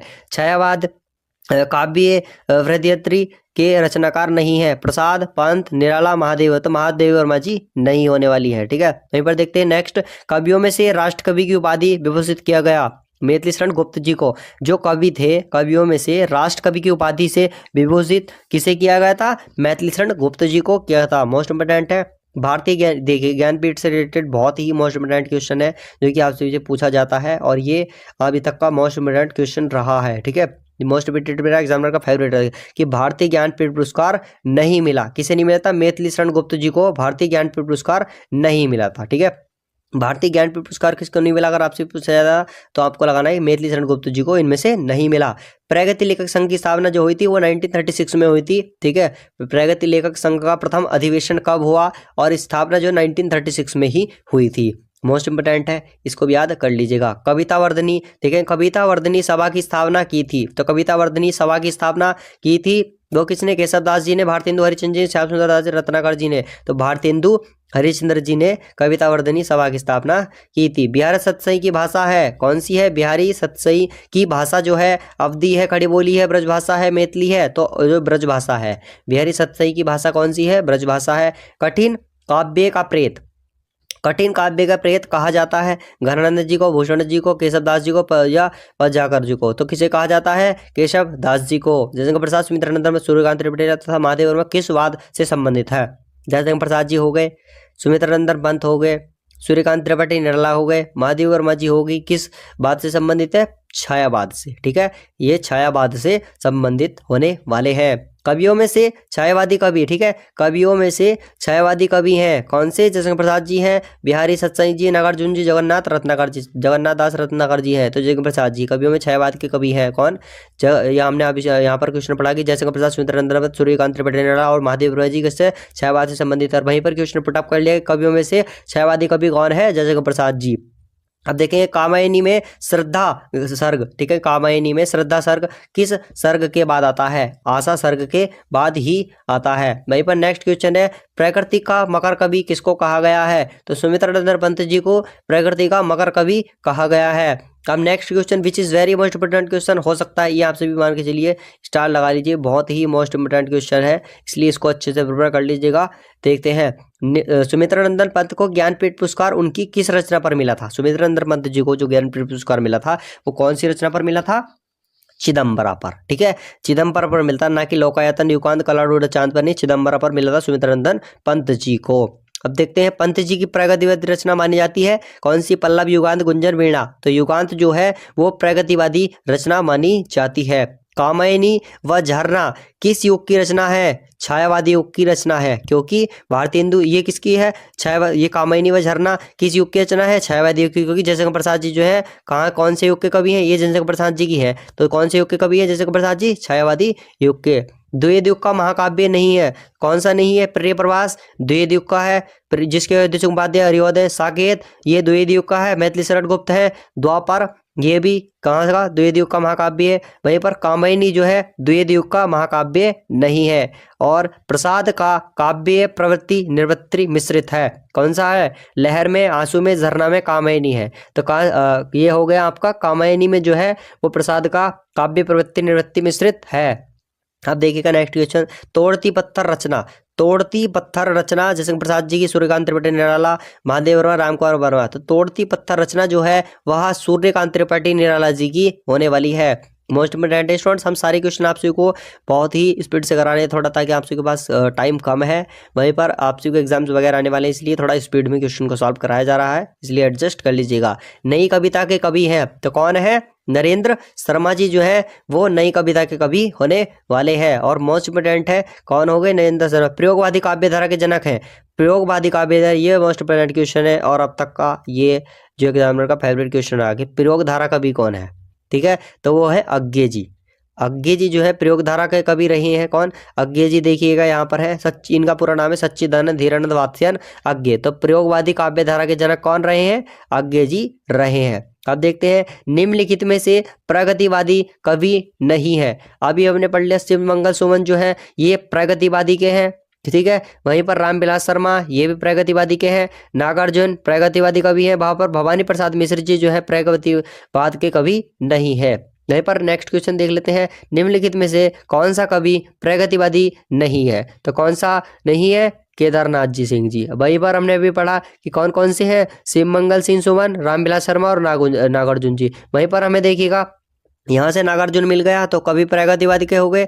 वहीं पर यहाँ पर केदारनाथ अग्रवाल नहीं हमें राइटर का पता चला, यहाँ से शिव मंगल सिंह और रामविलास शर्मा यानी त्रिलोचन सादरी का नेक्स्ट का हमें पता चला। वहीं पर केदारनाथ सिंह जी जो है वो कौन है? प्रगतिवादी कवि नहीं होने वाले हैं। नेक्स्ट क्वेश्चन है कि कौन सी रचना भारतीय हिंदू युग में लिखी गई थी? तो प्रेम माधुरी जो है भारतीय हिंदू युग में लिखी गई थी। अगर आपसे पूछा जाएगा कि कौन सी रचना, प्रेम माधुरी रचना जो है लिखी गई थी, ना कि कामायनी, निरूपमा, युगवाणी, ठीक है, ये नहीं लिखी गई थी।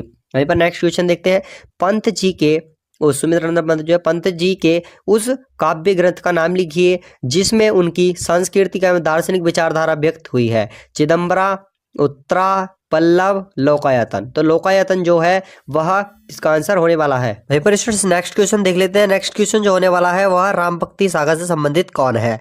स्टूडेंट्स मोस्ट इंपोर्टेंट क्वेश्चन है, ये देख लेते हैं। राम भक्ति सागर से संबंधित है तो कौन है? राम भक्ति सागर से कोमन दास हो गया, परमानंद दास हो गया, नवा दास हो गया, या आपसे चतुर्भुज दास हो गया। तो स्टूडेंट्स मैं आपसे बता दूं कि राम भक्ति सागर से संबंधित जो है वह है नामा दास जी, ठीक है। बहुत ही मोस्ट इंपोर्टेंट रहा है अब तक का क्वेश्चन, ठीक है, इसलिए इसको भी अच्छे से प्रिपेयर कर लीजिएगा। और वहीं पर स्टूडेंट्स क्वेश्चन नंबर नेक्स्ट देख लेते हैं। वहीं पर देखते हैं, निम्नलिखित में प्रगतिवादी की कौन सी समय विधि माननीय है? ठीक है, कौन सी समय विधि माननीय है? एक 1900 लेकर 1918 ईस्वी तक की, वहीं पर 1918 से 1936 की, या 1936 से लेकर 1943 की, या 1943 से 1953 ईस्वी की। यानी प्रगतिवादी की समय अवधि बतानी है, समय काल बताना है। तो वहीं पर स्टूडेंट्स मैं आपसे कहता हूँ कि 1936 से 1943 जो है वो जो प्रगतिवादी काल की समय विधि है, ठीक है। समय विधि जो होने वाली है वो 1936 से 1943 होने वाली है, ठीक है। वेबर स्टूडेंट क्वेश्चन नंबर जो है नेक्स्ट देख लेते हैं, तार सप्तक से संबंधित है। रामविलास शर्मा, नरेंद्र शर्मा, भवानी प्रसाद मित्र या धर्मवीर भारती। स्टूडेंट्स मैं आपसे कहता हूँ तार सप्तक, तो तार सप्तक से संबंधित जो होने वाले हैं वो यहाँ पर एक देख लेते हैं किस तरीके से। मैं आपसे बता दूँ, पहला होता है तार सप्तक के संपादक कौन है, ठीक है। तार सप्तक के संपादक कौन थे? तो वो थे अज्ञे जी, ठीक है स्टूडेंट्स, अज्ञे जी। तार सप्तक के प्रकाशन जो था किसने किया था? अज्ञे जी ने, ठीक है। अज्ञे सच्चिदानंद धीरेन्द्र वात्स्ययन अज्ञे ने। और वहीं पर दूसरे तार सप्तक का प्रकाशन किसने किया था? भवानी प्रसाद मिश्र जी ने। तो सच्चिदानंद धीरेन्द्र वात्स्ययन अज्ञे जो तार सप्तक के संपादक जो रहे हैं वो सच्चिदानंद धीरानंद वात्स्ययन अज्ञे रहे हैं, ठीक है, आपसे को बता दूं मैं। और वहीं पर तार सप्तक का प्रकाशन आपसे जो पूछा जा सकता है क्वेश्चन की तार सप्तक का प्रकाशन कब हुआ था? तो वो हुआ था 1943 में, ठीक है। और वहीं अगर आप इसमें 8 ऐड कर लेते हैं तो क्या होता है? आपका आ जाता है 1951, ठीक है। क्या आ जाता है? 1951, जो कि दूसरे तार सप्तक का प्रकाशन निकल कर आ जाएगा। वहीं पर अगर आप सभी दूसरे तार सप्तक के प्रकाशन में 8 और ऐड कर लेते हैं तो आता है 1959, ठीक है। यानी आप सभी का पहले तार सप्तक का प्रकाशन 1943 हो गया, उसमें 8 ऐड करेंगे तो 1951 आएगा, जो कि दूसरे तार सप्तक का प्रकाशन रहने वाला है। और दूसरे तार सप्तक के प्रकाशन में अगर ये 8 ऐड करेंगे फिर से तो क्या आएगा 1959, जो कि तीसरे तार सप्तक का प्रकाशन रहने वाला है। तो स्टूडेंट्स इसी तरीके से सारे क्वेश्चन यहाँ पर बन जाएंगे। वही तार सप्तक का प्रकाशन क्या किसने किया था, सच्चिदानंद हीरानंद वात्स्यन अज्ञे जी ने किया था। वही बात तार सप्तक का जो प्रकाशन हुआ था 1943 में हुआ था। और 1943 में अगर आप सभी 8 ऐड करते हैं तो आता है 1951, जो कि दूसरे तार सप्तक प्रकाशन का संपादक रहा है, प्रकाशन काल रहा है। वहीं पर 1951 में अगर दूसरे तार सप्तक के प्रकाशन में 8 ऐड कर देते हैं तो वह बात है 1959 विच इज थर्ड, ठीक है, तीसरे तार सप्तक का प्रकाशन रहा है। तो इस तरीके से यहाँ पर आ गया, मोस्ट इंपोर्टेंट रहा। और पहले तार सप्तक का प्रकाशन किसने किया था, सच्चिदानंद हीरानंद वात्स्यन जी ने। और दूसरे तार सप्तक का प्रकाशन किया था भवानी प्रसाद मिश्र जी ने। स्टूडेंट्स मोस्ट इंपोर्टेंट क्वेश्चन अब तक का यह रहा है और आपसे भी से जो है पूछा भी जा सकता है। वहीं पर नेक्स्ट क्वेश्चन देखते हैं, विद्यापति के पदों में कहीं कहीं पुट है, क्या श्रृंगार का, भक्ति का, नीति का या प्रशक्ति का, ठीक है, प्रशस्ति का। तो आपसे बताना है विद्यापति के पदों में कहीं कहीं पुट क्या है, वो है क्या, भक्ति का, ठीक है, किसका, भक्ति का होने वाला है। वहीं पर नेक्स्ट क्वेश्चन देख लेते हैं। क्वेश्चन नंबर नेक्स्ट है, क्या सूर सागर के वर्णीय विषय का आधार है, क्या है, सूर सागर जो था उसका जो वर्णीय विषय का क्या आधार था, ठीक है, क्या था, आपसी को आधार बताना है। तो स्टूडेंट्स मैं आपसे को बता दूं, न तो विष्णु पुराण, केशव उपनिषद, मनुस्मृति भी नहीं, वहीं पर था श्रीमद् भागवत गीता जी, ठीक है। सूर सागर के वर्ण्य विषय का आधार था श्रीमद् भागवत, ठीक है, आपसी को बता दूं। अब देखते हैं श्रीमद् भागवत है, ठीक है। अब बात है निम्नलिखित में से सही सुमेलित है, इसमें सही सुमेलित बताना है।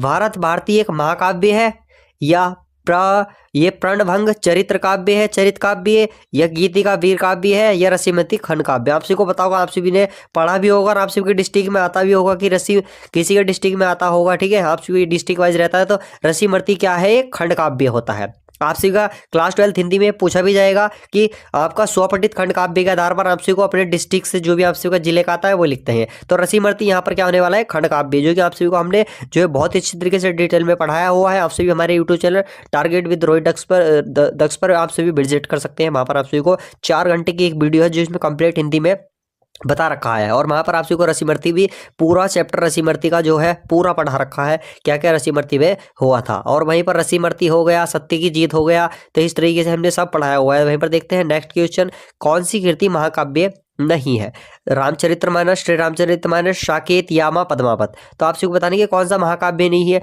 तो आपसे को पता रामचरितमानस ये महाकाव्य है, आपसी को बहुत अच्छी तरीके से पता होगा। मैथिली शरण गुप्त का साकेत ये भी महाकाव्य है। और पद्मावत, जयसी का पद्मावत ये भी एक महाकाव्य है श्री रामचरित तुलसीदास जी का। और यामा जो है महादेव वर्मा जी की रचना है, यह जो यहाँ पर महाकाव्य नहीं होने वाला है। मोस्ट इंपोर्टेंट क्वेश्चन है अब तक का। आप सभी का यहाँ पर देख सकते हैं कि कौन सा जो कीर्ति महाकाव्य नहीं है, यामा नहीं है, ठीक है। आप देखते हैं नेक्स्ट क्वेश्चन, रीतिकाल का काव्य है, रीतिकाल का काव्य है पृथ्वीराज रासो, या चंद्रिका, रामचंद्रिका, कामिनी, विनय पत्रिका। तो मैं आप सबको बता दूं कि पृथ्वीराज रासो जो है वो रीतिकाल का तो बिल्कुल भी नहीं है। रामचंद्रिका जो कि केशव दास द्वारा लिखा गया था वो रीतिकाल का काव्य है, ठीक है। रामचंद्रिका इसके लेखक होने वाले, रामचंद्रिका लेखक कौन है, केशव दास जी जो है रामचंद्रिका के जो हो गए वो हमारे केशव दास जी होने वाले हैं। और ये रीतिकाल का काव्य रहे, ठीक है। वहीं पर देखते हैं कौन भूषण जी की रचना नहीं है। अब देख लेते हैं कौन सी जो है भूषण जी की रचना नहीं है, शिवा वावनी, छत्रसाल दस्क, शिवराज भूषण या रामचंद्रिका। तो आपसे बता दूं कि भूषण जी की जो रचना नहीं है, शिवा वावनी तो ये भूषण जी की है, और छत्रसाल दशक ये भी, और वहीं पर शिवराज भूषण भी जो है भूषण जी की रचना होने वाली है। और मैं आपसे बता दूं कि रामचंद्रिका जो है केशव दास जी की है, ठीक है, ये जो है केशव दास जी की है, ना कि भूषण जी की रचना। तो जो है क्वेश्चन नंबर नेक्स्ट का जो क्वेश्चन का हुआ वही का आंसर आता है रामचंद्रिका जो है केशव दास जी की है, ना कि भूषण जी की। ऑप्शन इसका हो गया घ सही, ठीक है।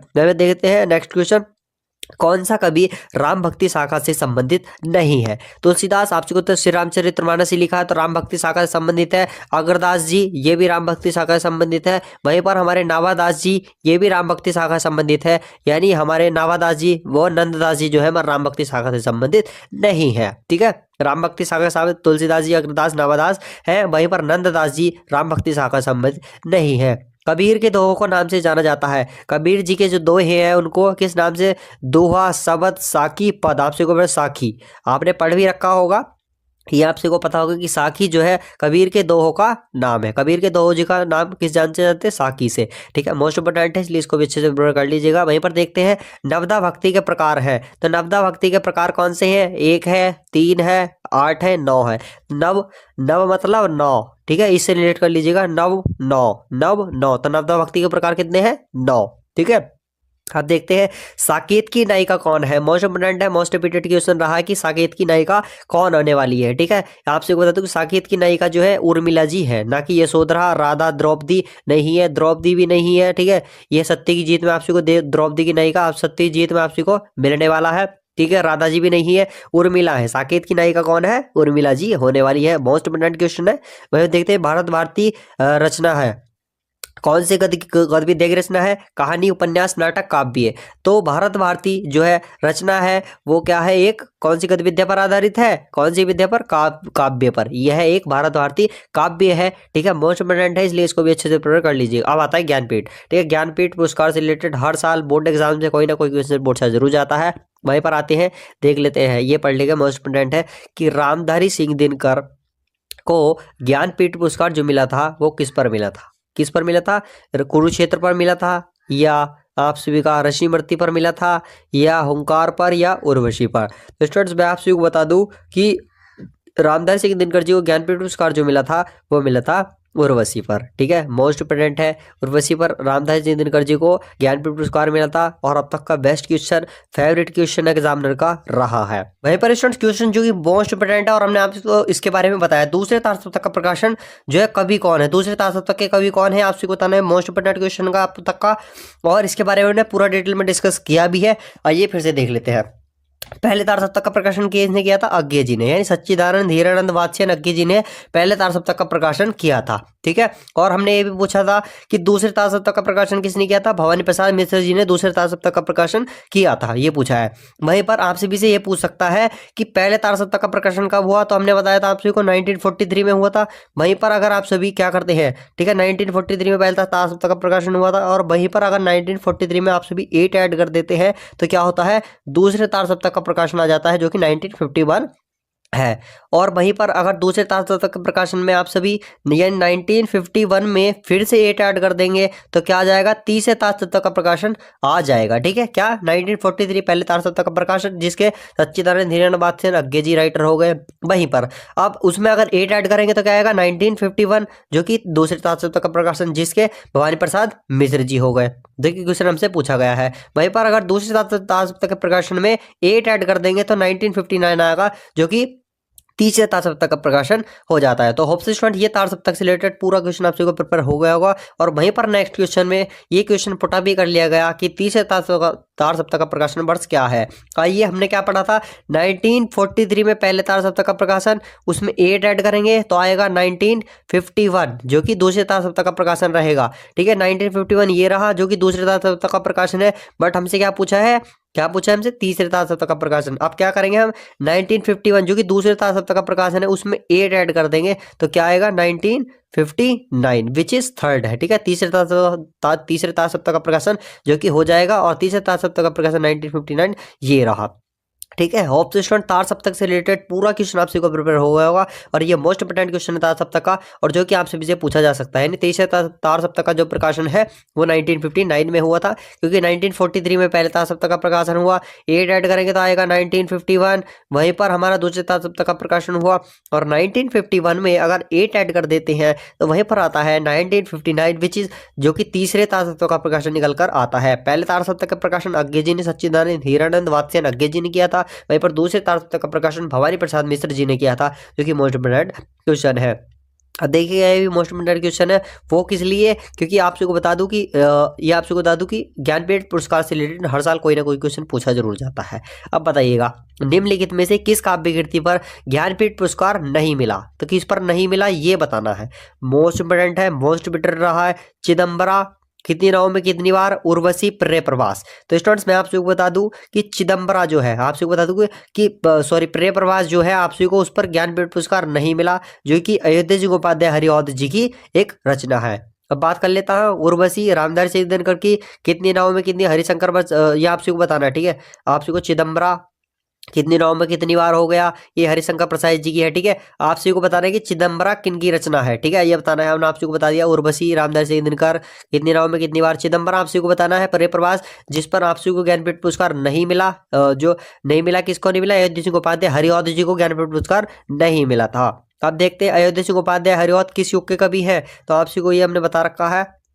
इसके ना तो भारतीय हिंदू युग के, न प्रगतिवादी युग के, न क्षयवादी युग के, वहीं पर द्विवेदी युग के कवि हैं। अयोध्या सिंह उपाध्याय हरिऔध द्विवेदी युग के कवि होने वाले हैं। अब देखते हैं नई कविता का आरंभ। ठीक है, नई कविता का आरंभ कब हुआ, तो स्टूडेंट्स इसके मैं बोल सकता हूँ कि इसका एक बहुत ही, अगर आप सभी जाकर देखेंगे, एक इसका 1950 भी बताया जाता है। ठीक है, वहीं पर 1954 भी इसका बताया। दो आंसर बताए जाते हैं इसके। ठीक है, अगर आपसे भी देखेंगे जिसका आंसर अगर आपसे भी गूगल पर सर्च करेंगे तो इसका 1954। ठीक है, आपसे भी का 1954 ईस्वी बताया जाता है, और बहुत सी जगह इसका 1950 भी बताया जाता है। तो आपसे बता दूं कि नई कविता का जो आरंभ हुआ था वो 1954 ईस्वी में हुआ है। ठीक है, आप सभी को याद रखना है 1954, 1954 आप सभी को लिखना है। अगर आप सभी को बोर्ड एग्जाम्स में 1954 देखने को नहीं मिलता है, वहीं पर अगर 1950 देखने को मिलता है तो इस पर टिक कर कर आ जाइएगा। ठीक है, अब नेक्स्ट क्वेश्चन देख लेते हैं। कौन सी रचना धर्मवीर भारती की है, आप सभी पता होगा कि कौन सी रचना धर्मवीर भारती की, अणिमा अपरम अपरा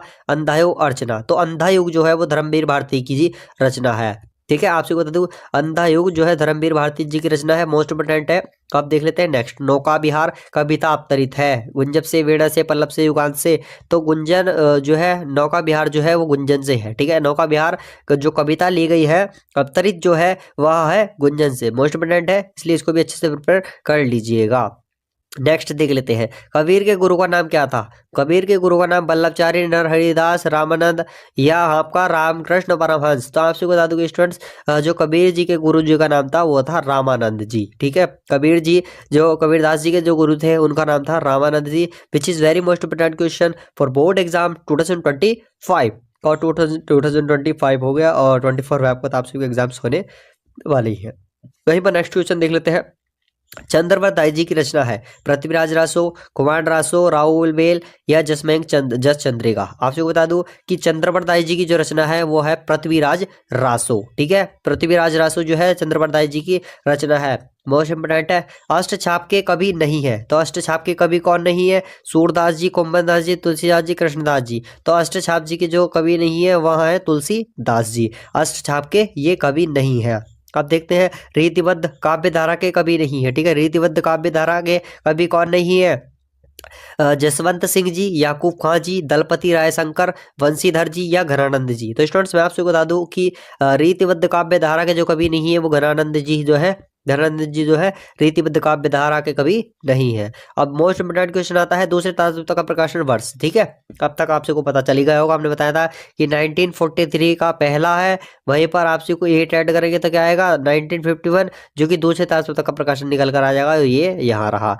और 1951 में 8 और ऐड कर देंगे तो क्या आएगा 1959, जो कि तीसरे तात्विकता का प्रकाशन होने वाला है, ये आपसे को बता दिया होगा। तो दूसरे तात्विकता का प्रकाशन वर्ष कब हुआ 1951, और वहीं पर तीसरे तात्विकता का प्रकाशन 1959, और वहीं पर पहले तात्विकता का प्रकाशन 1943। देखा इसमें स्टेप वाइज दे रखा है, पहले तात्विकता का प्रकाशन दे दिया 1943 और दूसरे तात्विकता का प्रकाशन जो दे दिया 1951, और वहीं पर तीसरे तात्विकता का प्रकाशन 1959, तीनों का दे रखा एक साथ। ठीक है, आपसे को तीसरे दूसरे का बताना है तो 1951 जो कि दूसरे तात्विकता का प्रकाशन हो जाता है। वहीं पर क्वेश्चन नंबर नेक्स्ट देख लेते हैं, विद्यापति जो कवि है भक्ति काल के, रीति काल के, आदिकाल के, आधुनिक काल के। तो विद्यापति देखते हैं, विद्यापति जो कवि हैं वहाँ जो होने वाले हैं आदिकाल के कवि होने वाले हैं, मोस्ट इंपोर्टेंट क्वेश्चन है।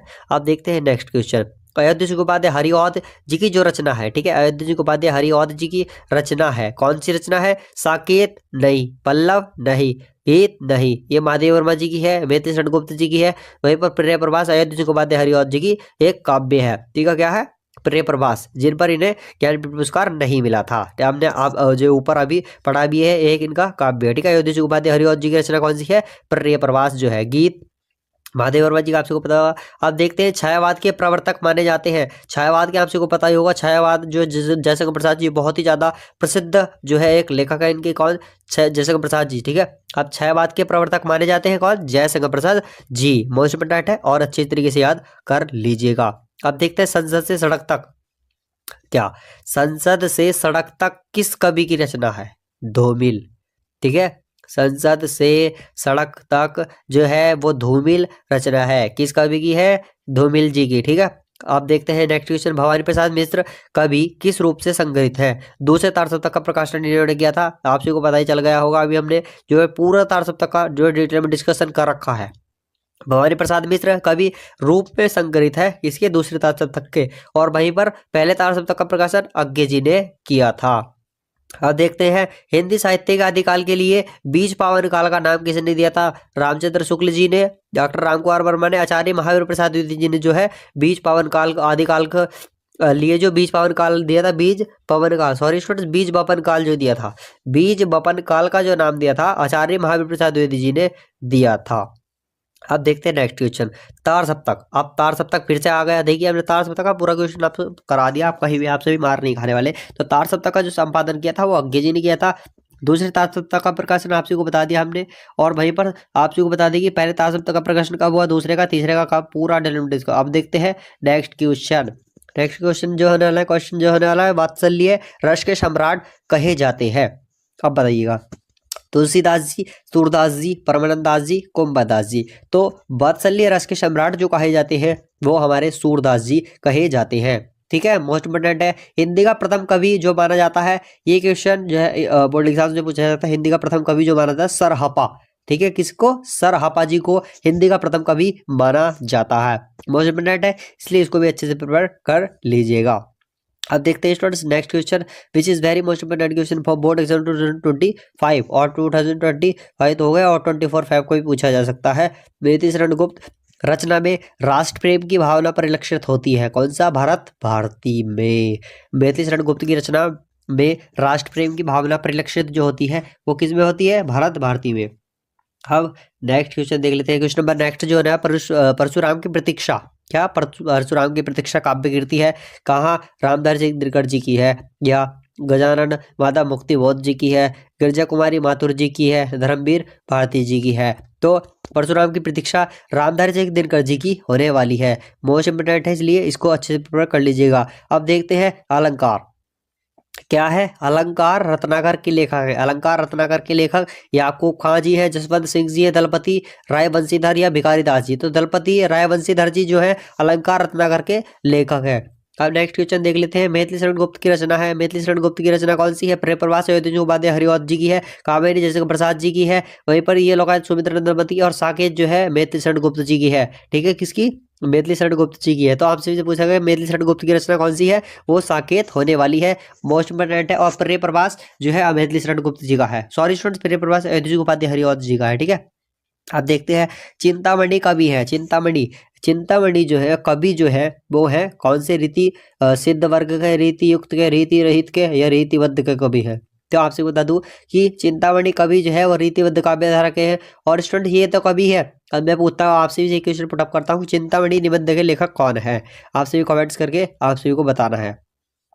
अब नेक्स्ट क्वेश्चन देख लेते हैं। खालिक वरी के रचयिता है, तो खालिक वरी के रचयिता कौन है? कुशल नाथ जी हैं, भट्ट केदार जी हैं, मलिक मोहम्मद जैसी हैं, मीर खुसरो जी हैं, राम भक्ति शाखा कवि नहीं है। ठीक है, आपसे बताना कि खालिक वरी रचयिता कौन है। तो खालिक वरी का रचयिता कौन है? कुशल नाथ जी है, भट्ट केदार जी है, मोहम्मद मलिक जैसी है, अमीर खुसरो। तो अमीर खुसरो जो है खालिक वरी के रचयिता होने वाले हैं। तो मोस्ट इंपोर्टेंट क्वेश्चन है भाई। बार नेक्स्ट क्वेश्चन देखते हैं। राम भक्ति शाखा का कवि नहीं है, तो कौन नहीं है राम भक्ति शाखा का कवि? तुलसीदास जी है, अग्रदास जी है, नवदास जी है। तो नंददास जी जो है राम भक्ति शाखा के कवि नहीं है। मोस्ट इंपोर्टेंट क्वेश्चन है। अब नेक्स्ट क्वेश्चन देख लेते हैं।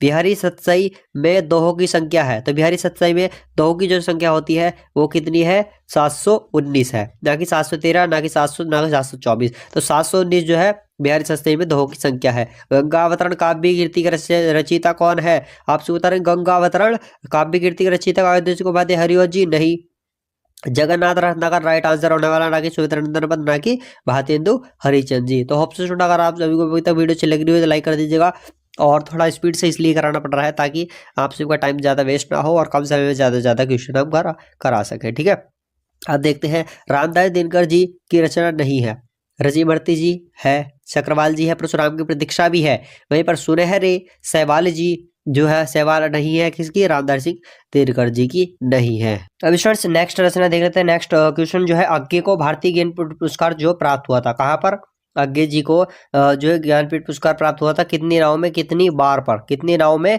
कितनी बार जो है आगे जी को भारतीय ज्ञानपीठ पुरस्कार जो कितनी नाव में कितनी बार पर मिला था, ठीक है। और ये आगे जी की रचना है, मिस करेक्शन हो गया होगा, एक ऊपर हमने क्वेश्चन बता दिया था उसमें थोड़ा सुधार कर लीजिएगा। आगे जी को भारतीय ज्ञानपीठ पुरस्कार जो मिला था कितनी नाव में कितनी बार पर जो है मिला था, सच्चिदानंद निरानंद वात्स्यायन आगे जी को मिला था। जयशंकर प्रसाद, अब देखें जयशंकर प्रसाद कृत कामिनी किस प्रकार का काव्य है, महाकाव्य, खंड काव्य है या मुक्तक काव्य, इनमें से कोई नहीं। तो कामिनी जो है जयशंकर प्रसाद द्वारा जो लिखा गया है वो महाकाव्य है, ठीक है। क्या है वो, एक महाकाव्य है। अब देखते हैं आज्ञे जी को निम्नलिखित में से किस बात का प्रतीक माना गया है। तो प्रयोगवाद का जो आज्ञे जी को माना गया है वो प्रयोगवाद का माना गया है। अब देखते हैं निम्नलिखित में से रीतिबद्ध धारा के कवि कौन नहीं है। चिंतामणि, मतीराम, द्विजदेव, पदजागर। तो यही जो है वो ऑप्शन नंबर घ इसका करेक्ट हो जाता है। निम्नलिखित में से रीतिबद्ध धारा के कवि नहीं है। अब देखते हैं निम्नलिखित में से निम्नलिखित बोला कि नेक्स्ट क्वेश्चन देख लेते हैं। हिंदी साहित्य के आदिकाल के लिए सिद्ध समांत काल का नाम दिया था। हिंदी साहित्य के आदिकाल के लिए सिद्ध समांत काल का जो नाम दिया था वो किसने दिया था, राहुल सांकीर्तन जी ने दिया था। मोस्ट इंपोर्टेंट क्वेश्चन अब तक का रहा है। हिंदी साहित्य के किस काल को स्वर्ण युग कहा जाता है। आपसे बताना कि हिंदी साहित्य के किस काल को स्वर्ण काल ये बताया था, स्वर्ण युग काल कहा जाता है। मोस्ट इंपोर्टेंट है, काफ़ी टाइम्स बोर्ड एग्जाम में पूछा गया था। भक्ति काल को जो पूछा जाता है, ना कि आदि काल को नहीं, रीति काल को नहीं, आधुनिक काल को नहीं, भक्ति काल को जो है हिंदी साहित्य के काल को किस स्वर्ण युग कहा जाता है, वो है भक्ति काल। अब देखते हैं नेक्स्ट क्वेश्चन। परिजात जो है वो किस कवि के गीतों का संकलन है। मोस्ट इंपोर्टेंट है और अब तक का एग्जामिनर का फेवरेट क्वेश्चन रहा है। तो क्या हो गया, आद्य सिंह उपाध्याय हरिऔध। परिजात किस कवि के गीता का संकलन है, वह आद्य सिंह उपाध्याय हरिऔध। आज्ञे द्वारा संपादित सप्तकों की संख्या, ये देख लीजिएगा क्वेश्चन मोस्ट इंपोर्टेंट है। ये क्वेश्चन देखिए, ये देख लीजिएगा, इंपॉर्टेंट लगा लीजिएगा। आज्ञे द्वारा संपादित सप्तकों की संख्या कितनी है। ये क्वेश्चन जो है बोर्ड एग्जाम में पूछा भी गया है अब तक का। अब देखते हैं 3 है, ठीक है। क्या है ये, आज्ञे द्वारा सप्तकों की संख्या कितनी है, वो होने वाली है 3। मोस्ट इंपोर्टेंट है।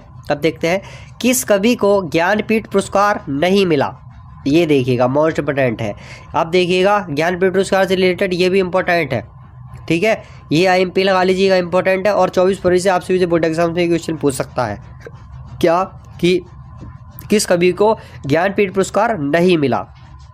रामधारी सिंह दिनकर जी को भी मिला है, सुमित्रा नंदन पंत जी को मिला है, महादेव वर्मा जी को मिला है। वहीं पर जयशंकर प्रसाद जी जो है इनको ज्ञानपीठ पुरस्कार नहीं मिला है, ठीक है। आपसे भी पूछा जा सकता है कि किस कवि को ज्ञानपीठ पुरस्कार नहीं मिला, तो वो जो मिला नहीं वो जयशंकर प्रसाद जी को ज्ञानपीठ पुरस्कार नहीं मिला। और ज्ञानपीठ पुरस्कार से रिलेटेड 100% क्वेश्चन जो बोर्ड एग्जाम से पूछा जाता है। और वहीं पर और सप्तक से, तार सप्तक से रिलेटेड भी क्वेश्चन बोर्ड एग्जाम में पूछा जाता है। अब देखते हैं प्रगति लेखक संघ की स्थापना कब हुई थी। तो प्रगति लेखक संघ की स्थापना 1936 में हुई थी। यहाँ पर देखिएगा 1935 लिखा हुआ है, विच इज़ रॉन्ग, जो कि 1936 में जो है प्रगति लेखक संघ की स्थापना जो हुई थी वो 1936 में 1936 में हुई थी। अब स्टूडेंट्स देखते हैं नेक्स्ट क्वेश्चन। मैथिली शरण गुप्त द्वारा रचित कृति है, तो कौन सी है, प्रदक्षिणा, दान लीला, रस कलश, अतिमा। तो प्रदक्षिणा जो है मैथिली शरण गुप्त द्वारा रचित कीर्ति है। अब देखते हैं नेक्स्ट क्वेश्चन। सुमित्रा नंदन पंत की रचना नहीं है, तो सुमित्रा नंदन पंत की रचना कौन सी नहीं है, पल्लव जो है, स्वर्णधूल है, गंती है, रसवंती जो है वो सुमित्रा नंदन पंत की रचना नहीं है। अब नेक्स्ट क्वेश्चन देख लेते हैं, मोस्ट इंपोर्टेंट स्टूडेंट्स देखते हैं। अयोध्या सिंह उपाध्याय हरिऔध की रचना है, अयोध्या सिंह उपाध्याय हरिऔध की रचना आपसे बताना है कौन सी है, रसकलेश, युगांतर, ग्राम्य, हुंकार। तो अयोध्या सिंह उपाध्याय की नहीं है, ग्राम्य भी नहीं, ओंकार भी नहीं, युगांतर भी नहीं। वहीं पर रसकलेश जो होने वाली है वो अयोध्या सिंह उपाध्याय हरिऔध जी की रचना होने वाली है। अब देखते हैं प्रसाद की निम्न कीर्तियों में से एक कीर्ति के नायक मनु है, कौन है वह कीर्ति, कामयनी। कौन, आपने पढ़ा होगा कि प्रसिद्ध प्रसाद जी की, प्रसाद जयशंकर प्रसाद जी जो है कि निम्न कीर्तियों में से एक कीर्ति के नायक मनु है, कौन है वो, कामयनी, ठीक है। अब देखते हैं नेक्स्ट क्वेश्चन। निम्न में से कौन मैथिली शरण गुप्त की एक अनुदूत रचना है, मेघनाथ वध, यशोधरा, प्रदक्षिणा, सिद्धराज, ठीक है। निम्नलिखित में से जो मैथिली षटगुप्त की अनुद्भूत रचना है वह है मेघनाद वध। ठीक है, मोस्ट इंपोर्टेंट है, इसलिए इसको भी अच्छे से याद कर लीजिएगा स्टूडेंट्स। हमने इसमें एटलीस्ट आप सभी का 120 क्वेश्चन के समथिंग इसमें हमने सॉल्व कराने का निर्णय लिया है। ठीक है, 120 क्वेश्चन आप सभी को इसमें सॉल्व कराएंगे और जो कि आप सभी के लिए बोर्ड एग्जाम्स के लिए बहुत ही मोस्ट इंपोर्टेंट रहने वाले हैं। अब देखते हैं नेक्स्ट क्वेश्चन। कवि हरिऔध, कवि यानी अयोध्या सिंह उपाध्याय हरिऔध का जो रस है वो है कौन सा? करुण रस, श्रृंगार रस, भक्ति रस, वीर रस। तो करुण रस जो है वो कवि हरिऔध जी का रस होने वाला है, मोस्ट इंपोर्टेंट है। अब देख चित्रधार काव्य भाषा, चित्रधार काव्य की जो भाषा है वो अवधी है, ब्रज है, कनौजी है, भोजपुरी है। तो चित्रधार काव्य की जो भाषा है वह है Braj, which is very most important question for board exam 2025। ठीक है, आप सभी को बता दूं कि जो 24 Feb को आप सभी बोर्ड एग्जाम्स देने जाएंगे तो उससे पहले आप सभी को ये वीडियो जरूर देख लेनी है। वहीं पर आप सभी को क्या करना है, हमने एक 4 घंटे की एक वीडियो सॉल्व करा रखी, पूरी 4 घंटे में कंप्लीट हिंदी की वीडियो बना रखी है। ठीक है, कंप्लीट आप सभी को उसमें हिंदी बताई गई है, किस तरीके से पैराग्राफ भी सॉल्व करना है, पूरा कंप्लीट बता रखा है, क्या क्या पढ़ना है, क्या क्या पढ़ना नहीं, क्या क्या पढ़ाया गया है, उसमें सारा क्वेश्चन पढ़ा रखा है। और संस्कृत वगैरह जो कि 7 + 7 14 मार्क्स की आप सभी की आती है, वो भी जितने पैराग्राफ हो सकते थे इंपॉर्टेंट सभी सॉल्व करा रखे हैं, यानी इंपॉर्टेंट इसमें चीज़ सॉल्व कराई गई है। तो इसलिए एक बार उस वीडियो को देख लीजिएगा। वहीं पर हमने टॉप मोस्ट इंपॉर्टेंट क्वेश्चन भी करा रखे हैं, जो कि टॉप 120 क्वेश्चन उसमें भी हमने सॉल्व कराए हुए हैं, जो कि इनके आधार पर ही इनसे रिलेटेड भी होने वाले हैं। तो उस वीडियो को जरूर देख लीजिएगा। आप हमारे यूट्यूब चैनल पर विजिट करेंगे तो 4 घंटे की वह वीडियो होने वाली है। तो नेक्स्ट क्वेश्चन देखते हैं। कवि पंथ समाजवाद की ओर उन्मुख है, तो ग्राम्य से स्वर्णधूल से चिदंबरा से ग्रंथि से। तो जो ग्राम्य में कवि पंथ जो है जो सुंदरानंद समाजवाद की ओर से उन्मुख हुए हैं। नेक्स्ट क्वेश्चन, रामदास जी दिनकर को ज्ञानपीठ पुरस्कार जो मिला था वो कौन से वर्ष में मिला था? आइए देख लेते हैं, 1970 में या 1977 में, 1972 में, वहीं पर 1974 में। तो स्टूडेंट्स मैं आपसे बता दूं कि 1972 में रामदास सिंह दिनकर जी को ज्ञानपीठ पुरस्कार मिला था। नेक्स्ट क्वेश्चन देख लेते हैं। निम्नलिखित में से 1 से 2 क्वेश्चन और रह गए, 3 से 4 क्वेश्चन वहीं पर आपसे हो गए, ये सारे क्वेश्चन याद हो गए होंगे। अब नेक्स्ट क्वेश्चन देखते हैं स्टूडेंट्स। निम्नलिखित में से कौन सा प्रेमश्री शाखा के कवि नहीं है? तो कौन से नहीं है? जयसी जो है आपसे बता रखा है, जयसी हो गया, मंजन हो गया, कुतुबन, जयसी मंजन कुतुबन जो है ये किसके हैं? कुतुबन जो है किसके? ये प्रेमश्री शाखा के कवि हैं। मंजन प्रेमश्री शाखा के कवि है, जयसी ये भी प्रेमश्री शाखा का कवि है। वहीं पर सूरदास जी जो है वह प्रेमश्री शाखा से संबंधित नहीं है। निम्नलिखित देखते हैं, नेक्स्ट देख लेते हैं। निम्नलिखित बोला हूं, नेक्स्ट देखें कौन सी रचना अज्ञे जी की नहीं है? बाबरा अटेरी, सुनहरे सेवाल, इत्तिलप, रेणुका। तो रेणुका आप सबको पता है इनकी नहीं होगी, रेणुका अंकार रामदास सिंह दिनकर जी की। अब देखते हैं बाबरा अटेरी, सुनहरे सेवाल, ये मोस्ट इंपोर्टेंट है इनकी। सुनहरे सेवाल अज्ञे जी की, सच्चिदानंद हिरानंद वात्स्यन अज्ञे जी की है। अब देखते हैं रामदास सिंह दिनकर द्वारा रचित ग्रंथ है कौन सा है? नेक्स्ट क्वेश्चन जो कि मोस्ट इंपोर्टेंट है, तो कौन सा? धूप के दान, कालजयी, चित्रधार। तो हुंकार जो है रामधारी सिंह दिनकर जी द्वारा रचित एक ग्रंथ है। आंगन के पारद्वार किसकी है? ये क्वेश्चन भी बहुत इंपॉर्टेंट है और ये काफी टाइम्स बोर्ड एग्जाम से पूछा गया है कि आंगन के पारद्वार रचना के लेखक कौन है? जयशंकर प्रसाद जी हैं, महादेव वर्मा जी अज्ञे जी है, या सुमित्रानंद पंत जी है। तो स्टूडेंट्स आंगन के पारद्वार के जो रचना के लेखक है वह है सच्चिदानंद हिरानंद वात्स्यन अज्ञे जी। वहीं पर देखते हैं हिंदी साहित्य के आदिकाल के लिए चारण काल का नाम दिया गया है। हिंदी साहित्य के आदिकाल के लिए चारण काल का नाम दिया गया है। राजन सागत्यन ने, रामचंद्र शुक्ल ने, आचार्य राम से शुक्ल हो गया, डॉक्टर रामकुमार वर्मा हो गया, डॉक्टर नागेंद्र जी ने। तो डॉक्टर रामकुमार वर्मा जी ने हिंदी साहित्य के आदिकाल के लिए चारण काल का नाम दिया गया है। बहुत से ऐसे क्वेश्चन जो है बोर्ड एग्जाम में पूछे भी जाते हैं। ठीक है, अब देखते हैं लहर, लहर रखे रचना के लेखक कौन है? जो कि जयशंकर प्रसाद है, मोस्ट इंपोर्टेंट क्वेश्चन है। आंसू झरना, लहर, कामिनी जो हो गया, और वहीं पर चंद्रगुप्त, स्कंद को भी सारी रचना जो है जयशंकर प्रसाद जी की रहनी है। ठीक है। और वहीं पर स्टूडेंट्स जो मोस्ट इंपोर्टेंट बता देता हूँ मैं, 1 से 2 क्वेश्चन जो पूछा जाते हैं जो कि आपसे जो प्रेमचंद जी के पूछ सकते हैं। प्रेमचंद जी के उपन्यास के बारे में आपसे को पता होगा, पता होना चाहिए। मुंशी प्रेमचंद जी के उपन्यास है, एक है गोदान, गोदान गबन, सेवा सदन, ये 3 उपन्यास है मोस्ट इंपोर्टेंट अब तक के जो बोर्ड एग्जाम में पूछे गए। गोदान गबन, सेवा सदन, और एक श्रेष्ठ उपन्यासकार के रूप में जिन्होंने काम किया है, कार्य किया है, वह मुंशी प्रेमचंद जी होने वाले हैं। ठीक है, मुंशी प्रेमचंद जी एक श्रेष्ठ उपन्यासकार के रूप में काम कर चुके हैं। और वहीं पर गोदान गबन, सेवा सदन इनका उपन्यास भी अब तक का रहा है। नेक्स्ट क्वेश्चन है कि नई कविता के कवि माने जाते हैं। 1954 में नई कविता का आरंभ हुआ था, और वहीं पर नई कविता के जो माने जाते हैं वो थे सच्चिदानंद हिरानंद वात्स्यन अज्ञे जी। ठीक है, अब देखते हैं स्टूडेंट हिंदी साहित्य के किस काल को पूर्व काल कहा जाता है, और ये क्वेश्चन इस वीडियो का लास्ट क्वेश्चन है। होप से स्टूडेंट अभी तक सारे क्वेश्चन आप सभी ने देख लिए। हिंदी साहित्य के किस काल को पूर्व मध्य काल कहा जाता है? आदिकाल को, भक्ति काल को, रीति काल को, आधुनिक काल को। तो भक्ति काल को जो है हिंदी साहित्य के किस काल को कहा जाता है? हिंदी साहित्य के भक्ति काल को ही पूर्व मध्य काल कहा जाता है। ऑप्शन स्टूडेंट अब तक के सारे क्वेश्चन आप सभी को प्रिपेयर हो गए होंगे। अब मैं बात कर लेता हूँ ये पीडीएफ आप सभी को कहाँ मिलने वाली है। ये पीडीएफ आप सभी को जो मिलने वाली है टेलीग्राम ग्रुप का जो है लिंक दिया है डिस्क्रिप्शन में। टेलीग्राम पर ये पीडीएफ आप सभी को जो प्रोवाइड कर दी जाएगी। ऑप्शन स्टूडेंट अगर आपको वीडियो अच्छी लगी तो लाइक कर दीजिएगा, और वो हमने आप सभी को बताया कि 4 घंटे की वीडियो जो बना रखी है आप सभी के लिए, उस वीडियो को जरूर जा करके देखिएगा, क्योंकि आप सभी की जो कंप्लीट हिंदी उसमें बता रखी है हमने। तो स्टूडेंट्स आप अगर आपको वीडियो अच्छी लगी तो लाइक कर दीजिएगा, और एक रिक्वेस्ट आपसे भी अपने दोस्तों के साथ जरूर शेयर कर दीजिएगा। तो मिलते हैं नेक्स्ट वीडियो, तब तक के लिए पढ़ते रहिए, मस्त रहिए। जय हिंद, जय भारत, वंदे मातरम।